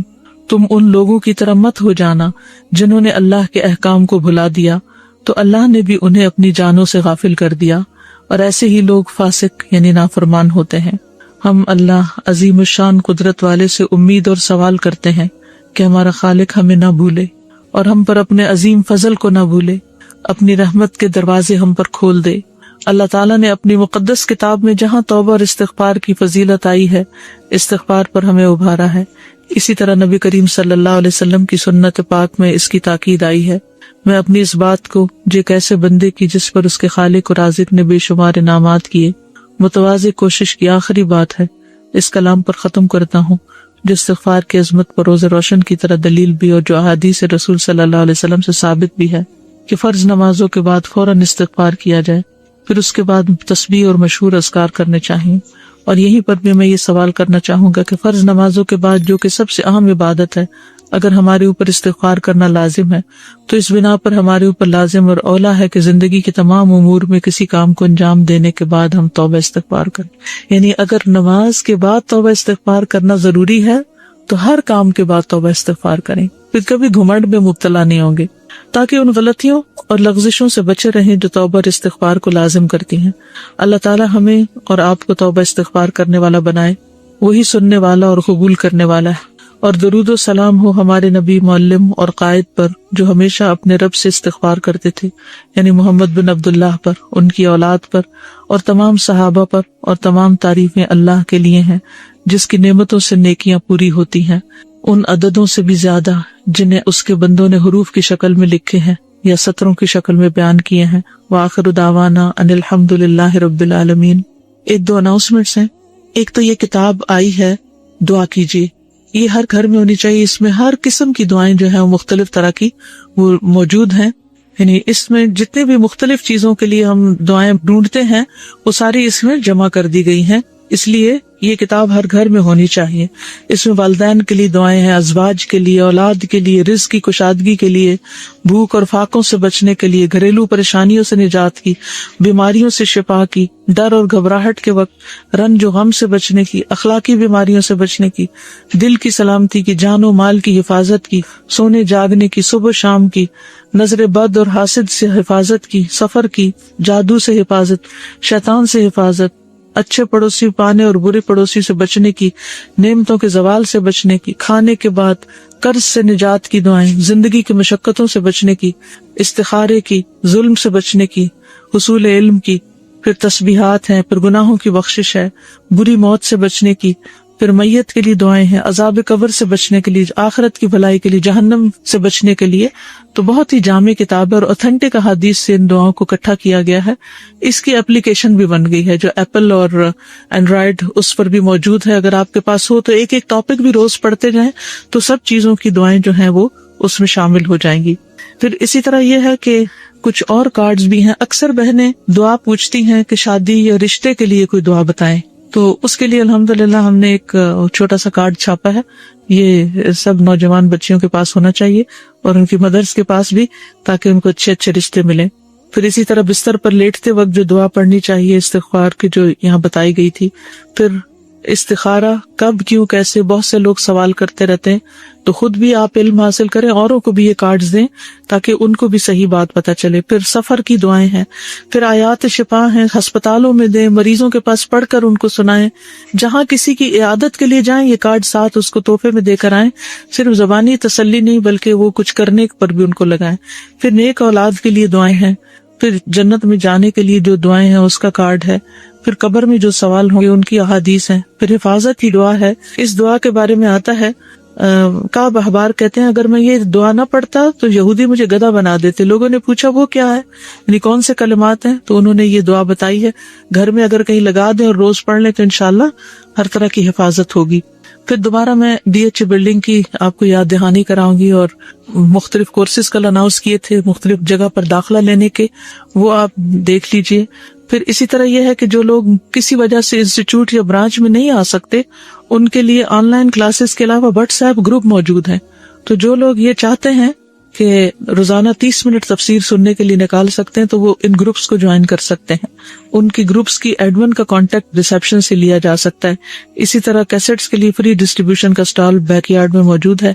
اور اس کے ساتھ ہی میں آپ سب کا شکریہ ادا کروں گی کہ آپ نے بہت اچھے طریقے سے، عمدہ طریقے سے آپ نے ان لیکچرز کو سنا اور اپنے کمنٹس بھی دیے اور پوری توجہ کے ساتھ آپ سنتے رہے. تو اللہ تعالیٰ سے میری دعا ہے کہ اللہ تعالیٰ ہمارے اگلے پچھلے سب گناہوں کو معاف کر دے. اللہ تعالیٰ آپ سب کے رزق روزی میں برکت دے اور ساری پریشانیوں سے آپ کو نجات. عبداللہ بن بسر رضی اللہ عنہ سے روایت ہے، رسول اللہ صلی اللہ علیہ وسلم نے فرمایا مبارک ہو اس کو جو اپنے نامہ اعمال میں استغفار کثرت سے پائے.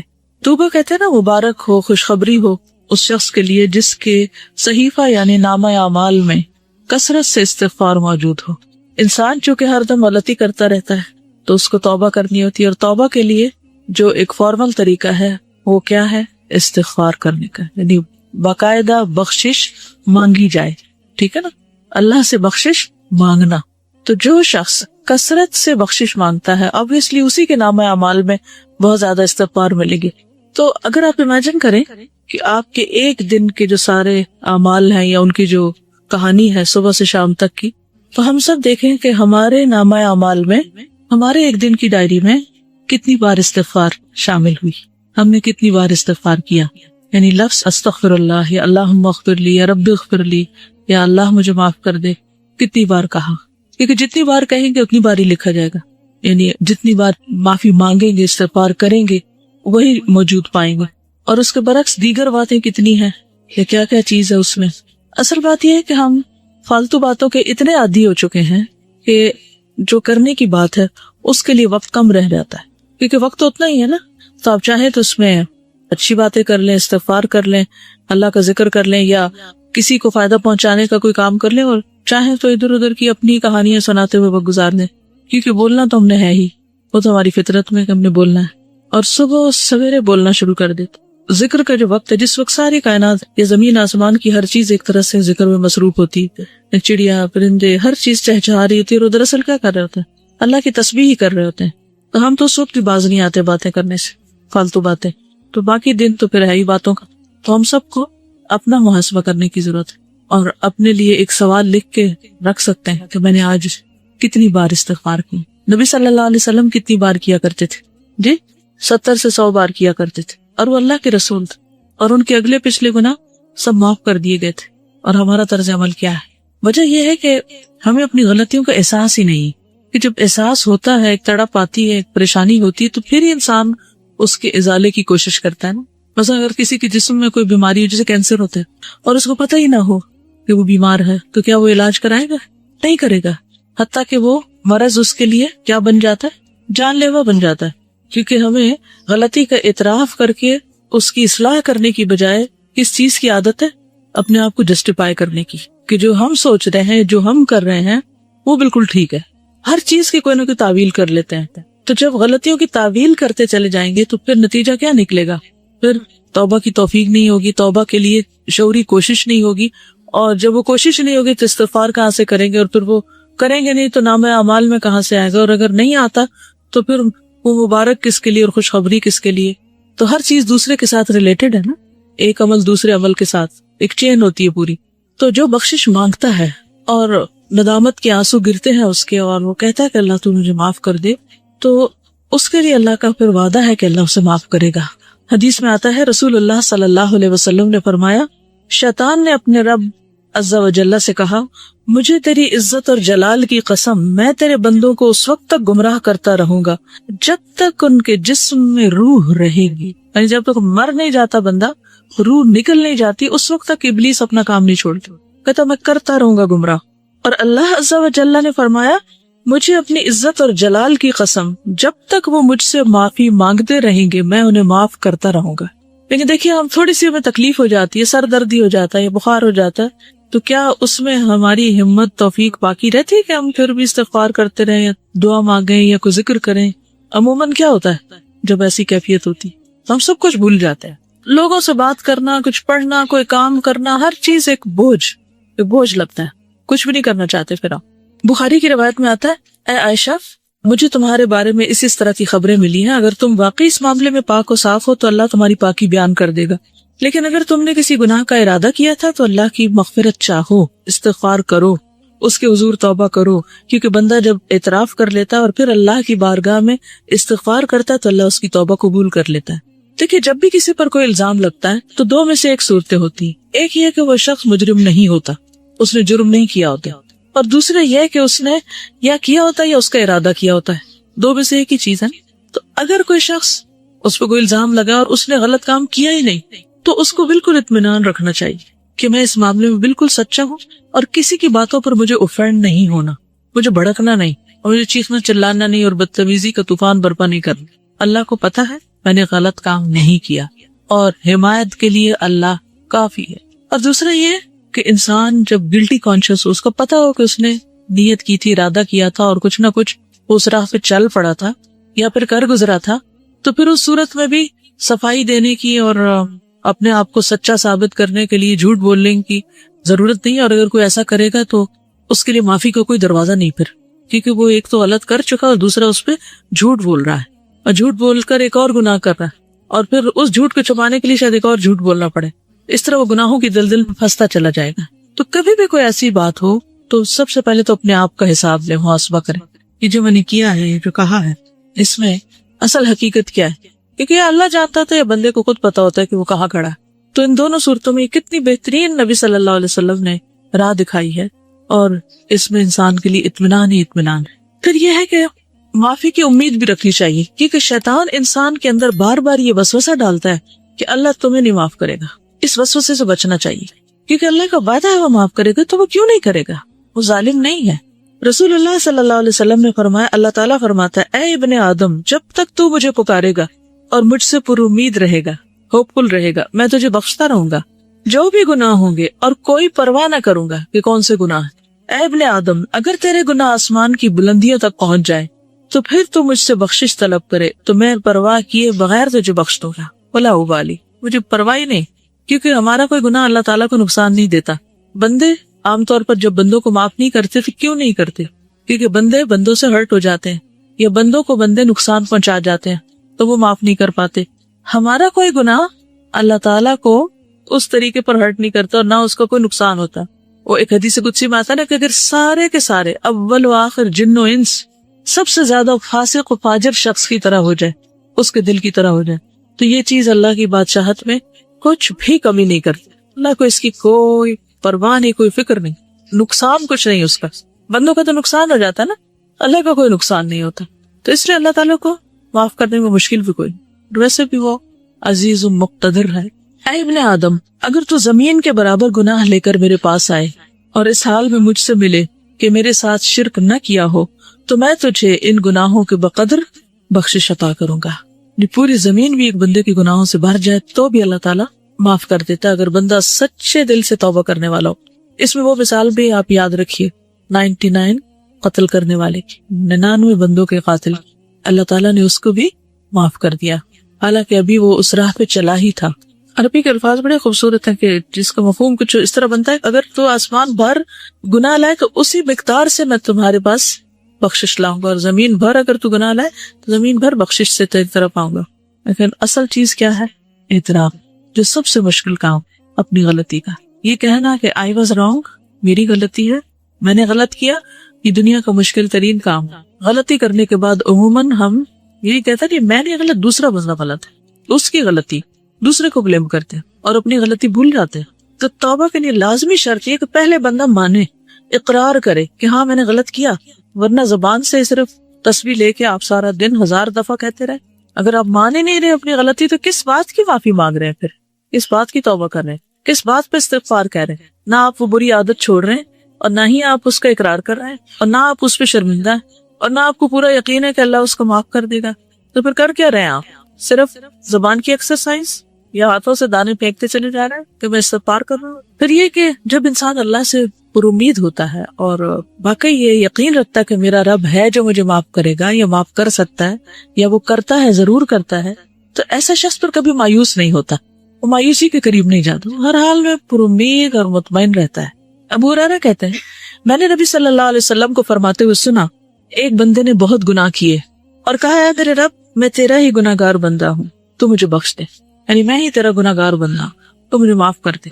اللہ رب العزت نے فرمایا میرا بندہ جانتا ہے کہ اس کا کوئی رب ہے جو گناہ معاف کرتا ہے اور گناہ کی وجہ سے سزا بھی دیتا ہے. اس کو یہ بھی یقین ہے کہ اگر نہیں معافی ملی تو پکڑ ہو جائے گی.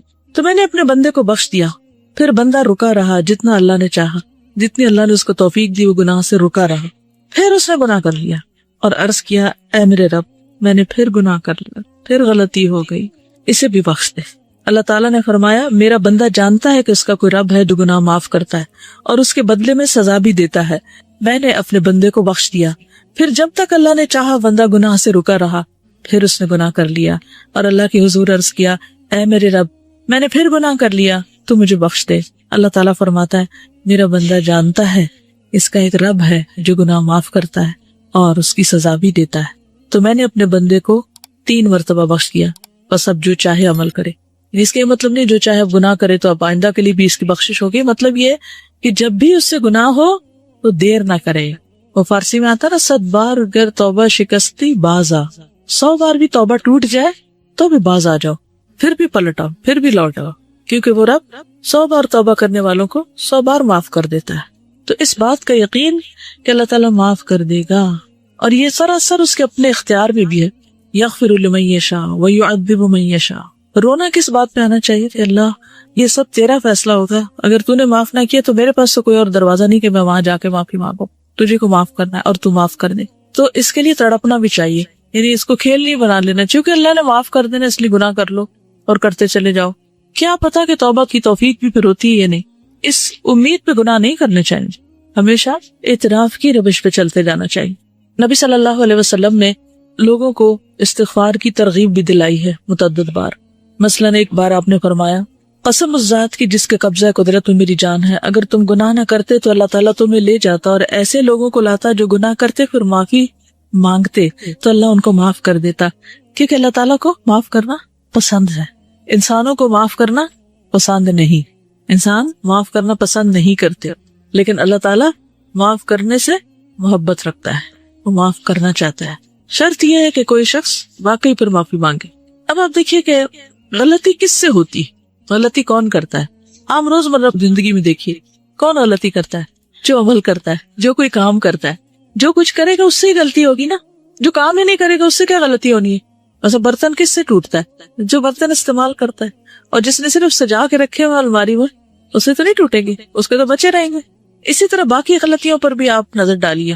انسانوں کے حق میں بھی ہم سے غلطیاں کب ہوتی ہیں؟ جب ہم ان سے تعلق رکھتے ہیں تو پھر ہم سے غلطیاں ہو جاتی ہیں. اور اگر ہم تعلق ہی نہ رکھے کسی سے، مثلا ایک شخص جیسے ایک سڑک پر جا رہا ہو، اس سے ہماری کوئی ناراضگی ہے، ہم نے اس کو کوئی نقصان کیا یا اس کو کوئی دل دکھایا؟ نہیں. کیوں؟ کوئی تعلق ہی نہیں ہمارا اس سے. لیکن اپنی بہن سے پوچھئے، اپنی امی سے پوچھئے، اپنے بھائی سے پوچھئے، اپنے ہسبینڈ سے پوچھئے، اپنے بچوں سے پوچھئے، وہ کیا کہیں گے؟ ان کے پاس ہوں گے آپ کے لیے شکایتیں آپ کے خلاف، یا آپ سے کبھی نہ کبھی ہرٹ ہوئے ہوں گے. کیوں؟ کیا وجہ؟ کیونکہ ان سے تعلق ہے آپ کا. تو اللہ تعالیٰ کو کیسے بندے پسند ہے؟ وہ جو کسی سے تعلق نہ رکھے اور سب سے کٹ کے ایک طرف بیٹھ جائے اور کوئی غلطی نہ کرے، نہ کسی کو ہرٹ کرے، نہ کسی سے کوئی معاملہ کرے، وہ پسند. کون لوگ زیادہ بہتر ہیں؟ جو لوگوں سے ملتے جلتے رہے اور ان کی طرف سے پہنچنے والی تکلیفوں پر درگزر کریں. وہ زیادہ بہتر ہے بنسبت اس کے کہ نہ وہ کسی سے بات کرے نہ کسی کو ہرٹ کرے. تو جب آپ کسی سے معاملہ کریں گے تو ایک دوسرے کی کوئی بات بری بھی لگ جائے گی. اچھا، انسانی نفس بڑا عجیب ہے. بعض اوقات بلا وجہ کسی کی بات بری لگ جاتی ہے اور بعض اوقات کسی کی بڑی بڑی بات کی پرواہ نہیں ہوتی ہے نا ایسے. تو پھر تو ہم نے اپنے آپ کو بھی نہیں سمجھا. ہم خود بھی کسی ایک چیز پر نہیں، ہم تو اپنے لیے بھی معمہ ہیں، تو دوسروں کے لیے تو ہے ہی ہے. تو اس لیے کبھی کوئی ہمارے بارے میں مس انڈرسٹینڈ کر جائے تو اس کو ایشو نہ بنائے. ٹھیک ہے، تو ایزی رہیں گے. ہین لین سہل قریب. تو ایزی رہنے میں آسانی یہ ہے کہ پھر انسان نہ دوسروں پہ بوجھ ہوتا ہے اور نہ دوسرے اس پہ بوجھ ہوتے ہیں. کسی کو ٹکر لگ جائے، کسی کی کچھ خرابی ہو جائے تو سوری کر لیں، بات ختم، اور چلتے چلے جائیں، آگے بڑھتے جائیں. کرنا اس کے علاوہ کوئی چارہ نہیں اور کوئی طریقہ نہیں کہ آپ زندگی میں پروگرس کر سکیں. آگے بڑھنے کے لیے معاف کرنا ہی پڑے گا، بھولنا ہی پڑے گا. دوسروں کی غلطیاں ایسی چیز نہیں ہوتی کہ جن کو آپ یاد رکھیں. ٹھیک ہے نا، یہ یاد رکھنے کی چیزیں نہیں ہیں، لیکن عموماً ہم یاد رکھنے والی چیزیں تو بھول جاتے ہیں. ان میں تو ہمارا حافظہ خراب ہے. اور جو یاد نہیں رکھنا چاہیے وہ ہم بھولتے نہیں، کیونکہ ہم بھولنے دیتے نہیں، ان کی گرہ باندھ کے رکھتے. تو اگر آپ کو بہت ہی شوق ہے کچھ یاد رکھنے کا تو کوئی اچھی چیزیں یاد رکھ لیں، تو خود بھی خوش رہیں گے، دوسروں کو بھی خوش رکھیں گے. اسی لیے ہمیں کچھ ڈھنگ کی چیزیں یاد ہی نہیں رہتی کیونکہ ہمارا دماغ کس میں الجھا رہتا ہے. ویسے کتاب آپ کے آگے رکھی ہوئی ہے، صبح ٹیسٹ بھی ہے اور کو سبق یاد نہیں ہو رہا. کیا وجہ ہے؟ پوچھا کرے رک کر، کیا مسئلہ کیا، کیوں ایسا ہو رہا ہمارے ساتھ. تو کوئی نہ کوئی الجھن ہوگی آپ کے دماغ میں جو اتنی آپ کو الجھائے ہوئی ہوگی کہ آپ کی نظریں بھی الفاظ پہ نہیں ٹک رہی ہوں گی. تو کرنا کیا چاہیے ایسے میں جب آپ کو کوئی چیز اتنا زیادہ ڈسٹرب کر دے؟ پھر ہوتے جانا چاہیے. کیا کریں گے؟ اس شخص کو جس نے 99 قتل کیے تھے اسے کیا سجیسٹ کیا؟ جگہ تبدیل کر لو. جی، نیک لوگوں کی بستی میں چلے جاؤ. تو ہم کیا کر سکتے ہیں؟ اثر نہیں پڑی جا رہی نا بات، تو آپ اس وقت بند کر دیں کتاب، اٹھ کے کچھ اور کرنے چلے جائیں. 5 منٹ لے لیں، 10 لے لیں، کچھ اور کام کر لیں. اتنا میں خوب دماغ خالی سوچ بھی لے گا اور جو کچھ اس میں آ رہا ہے اس الجھاؤ کا کوئی سلجھاؤ ہو بھی جائے گا، اور پھر واپس پلٹائیں، پھر آ کے فریش کام شروع کر دیں. یہ اس وقت کوئی ایسا کام لے لیں کہ جس میں بہت زیادہ آپ کو ذہنی یکسوئی نہ چاہیے، تھوڑے سے اڑ جائیں وہاں سے، جگہ کو چھوڑ دیں. غصے کا بھی علاج کیا ہے؟ جگہ چھوڑ دیں، پوزیشن بدل لیں بیسیکلی. تو ان چیزوں کا بھی علاج یہی ہے کہ آپ ہٹ جائیں وہاں سے. پھر اللہ سبحانہ و تعالیٰ قرآن پاک میں فرماتے ہیں افلا یتوبون الی اللہ ویستغفرونہ، کیا وہ اللہ سے توبہ نہیں کریں گے، استغفار نہیں کریں گے؟ واللہ غفور رحیم، اور اللہ غفور رحیم ہے. نبی صلی اللہ علیہ وسلم کو حکم دیا گیا واستغفر اللہ ان اللہ کان غفور الرحیم، اور اللہ سے بخشش طلب کیجیے، اللہ تعالیٰ یقیناً بہت بخشنے والا، رحم فرمانے والا ہے. سب لوگوں کو حکم دیا گیا توبوا الی اللہ جمیعا، اور وان استغفروا ربکم ثم توبوا الیہ. سورۃ ہود میں ہود علیہ السلام نے اپنی قوم کو کہا تھا کہ اپنے پروردگار سے معافی مانگو اور اس کے حضور توبہ کرو. پھر نوح علیہ السلام نے بھی کہا فَقُلْتُ اسْتَغْفِرُوا رَبَّكُمْ إِنَّهُ كَانَ غَفَّارًا يُرْسِلِ السَّمَاءَ عَلَيْكُمْ مِدْرَارًا. ہود علیہ السلام نے کہا وَيَا قَوْمِ اسْتَغْفِرُوا رَبَّكُمْ ثُمَّ تُوبُوا إِلَيْهِ. شعیب علیہ السلام نے کہا وَاسْتَغْفِرُوا رَبَّكُمْ ثُمَّ تُوبُوا إِلَيْهِ. نبی صلی اللہ علیہ وسلم نے اپنی قوم کو استغفار سکھائی، نے اپنے لوگوں کو. نبی صلی اللہ علیہ وسلم کے پاس جب کوئی آ کے یہ کہتا ہے یا رسول اللہ صلی اللہ علیہ وسلم جب میں اپنے پروردگار سے دعا کروں تو کیا کہا کروں؟ تو آپ نے فرمایا کہو اللہم اغفر لی وارحمنی واہدنی وارزقنی، اے اللہ مجھے معاف کر دے، مجھ پر رحم فرما، مجھے ہدایت دے، مجھے رزق دے. اس کے بعد آپ نے انگوٹھے کو نکال کر باقی 4 انگلیوں کو بند کر کے فرمایا یہ 4 چیزیں دنیا اور آخرت دونوں کی جامع ہیں، یعنی جس کو یہ 4 چیزیں مل گئی اس کو دنیا آخرت سب کچھ مل گیا. 2 سجدوں کے بیچ میں ہم یہ دعا پڑھتے ہیں، ٹھیک ہے؟ تو تھوڑا شعوری طور پر پڑھنے کی کوشش کریں کیونکہ اس میں دنیا اور آخرت کی بھلائیاں ہیں اس دعا میں. اور ویسے بھی دعا کرتے وقت اگر انسان استغفار کرتا ہے تو ایک طرح سے پہلے اس کے گناہ دھل جاتے ہیں، پھر اس کے بعد اللہ کا قرب مانگتا ہے، اللہ کی محبت مانگتا ہے، باقی چیزیں مانگتا ہے. تو یہ ایسے ہی ہے کہ جیسے انسان پہلے نہائے دھوئے پھر خوشبو لگائے. ٹھیک ہے. نبی صلی اللہ علیہ وسلم اسلام قبول کرنے والے کو سب سے پہلے استغفار سکھاتے تھے. یہ صحیح مسلم کی روایت ہے. کان رسول اللہ صلی اللہ علیہ وسلم یعلم من اسلم یقول اللہم اغفر لی وارحمنی واہدنی وارزقنی. ٹھیک. جب کوئی مسلمان ہوتا تو آپ اس کو یہ کلمات سکھاتے کہ یہ مانگو. پھر ایمان والوں کی صفت یہی ہے وبالاسحار ہم یستغفرون والمستغفرین بالاسحار. سورۃ آل عمران میں آتا ہے. خاص طور پر عورتوں کو استغفار کا حکم دیا گیا. حدیث یاد ہے کسی کو؟ اور کیوں دیا گیا؟ صحیح مسلم کی روایت ہے رسول اللہ صلی اللہ علیہ وسلم نے فرمایا اے عورتوں کے گروہ صدقہ کرتی رہا کرو اور کثرت سے استغفار کرتی رہا کرو. یعنی ہم خواتین کو اور بھی زیادہ استغفار کی ضرورت ہے کیونکہ میں نے دوزخ والوں میں زیادہ تر عورتوں کو دیکھا ہے. ان عورتوں میں سے ایک عقل مند عورت نے عرض کیا کہ ہماری کثرت سے دوزخ میں جانے کی وجہ کیا ہے. ان سے سوال کیا. آپ نے فرمایا تم لعنت کثرت سے کرتی.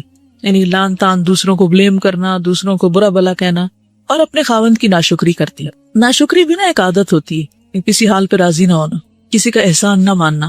پھر اسی طرح یہ ہے کہ ہمیں صرف اپنے لیے نہیں دوسروں کے لیے بھی استغفار کرنی چاہیے. وہ بھی ہم نماز میں کرتے ہیں، اسے بھی تھوڑا سا شعور کے ساتھ کیجیے. کیا کہتے ہیں؟ ربنا اغفر لی ولوالدی وللمؤمنین یوم یقوم الحساب. ٹھیک. خصوصاً جب کوئی فوت ہو جائے تو اس کی بخشش کی دعا کرنی چاہیے.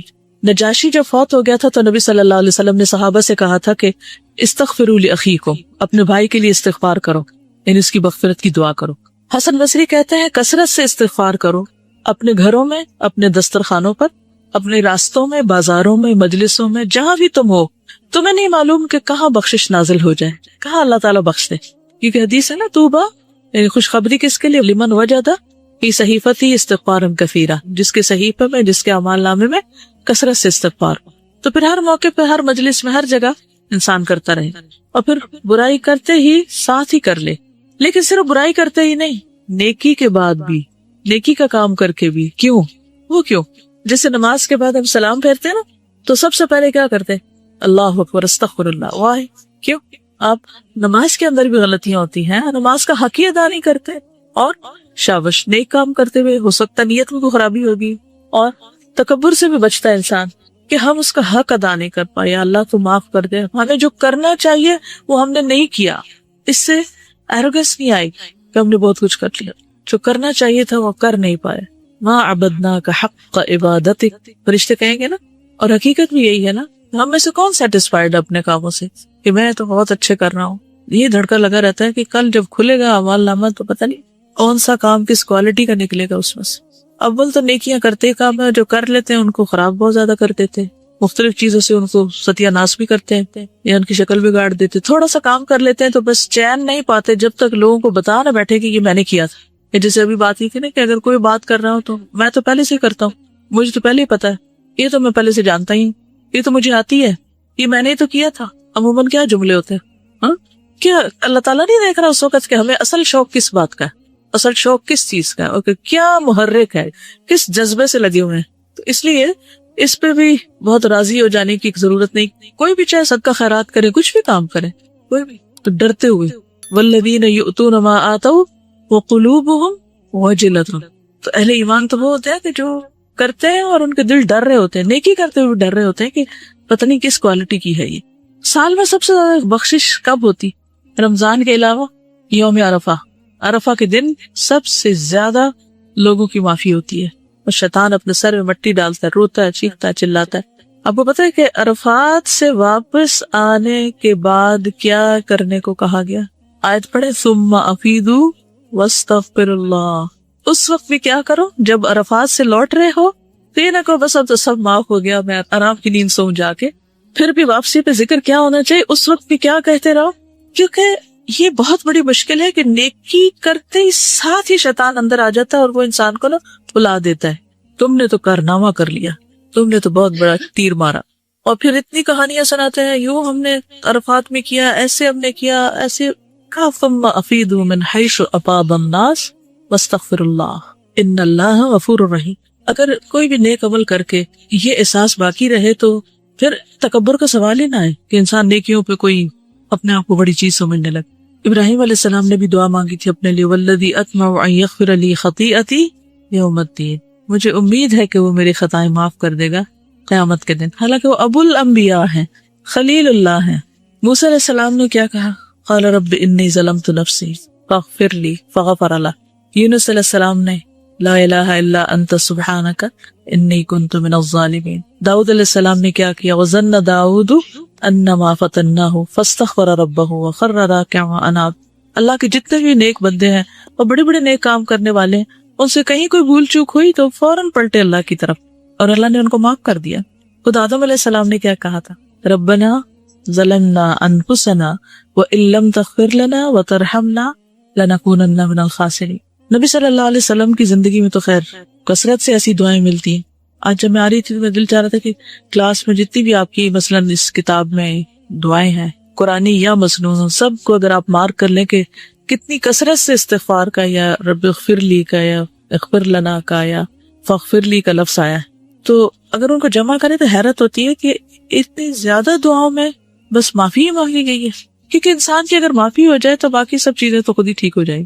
عمران بن حسین کہتے ہیں کہ نبی صلی اللہ علیہ وسلم کی اکثر دعا یہ ہوتی تھی، اللہم اغفر لی ما اخطأت وما تعمدت وما اسررت وما اعلنت وما جہلت وما تعمدت. اے اللہ میرے ان گناہوں کو معاف فرما جو میں نے غلطی سے کیے یا جان بوجھ کے کیے، چھپ کر کیے، اعلانیہ طور پر کیے، نادانی میں کیے یا جانتے بوجھتے ہوئے کیے. یعنی گناہوں کے بھی قسمیں ہیں نا، کوئی کسی طرح ہو جاتا ہے، کوئی کسی طرح، کوئی کسی طرح. پھر سونے سے پہلے نبی صلی اللہ علیہ وسلم جب بستر پر جاتے، حدیث میں آتا ہے جب آپ تشریف لاتے تو جب لیٹتے، اذا اخذ مضجعه من اللیل فقال بسم اللہ ودعت جنبی اللہم اغفر لی ذنبی واخسأ شیطانی وفک رہانی وجعل لی فی الندی الاعلی. اے اللہ تو میرے گناہ بخش دے، میرے شیطان کو ذلیل کر، میری قید کو کھول دے اور مجھے اعلیٰ و عرفہ مجلس کا ہم نشین کر دے. اعلیٰ و عرفہ مجلس کون سی ہے؟ فرشتے، صالحین وغیرہ. پھر اسی طرح رات میں کسی بھی وقت آپ کی آنکھ کھلتی تو اس وقت بھی دعا کرتے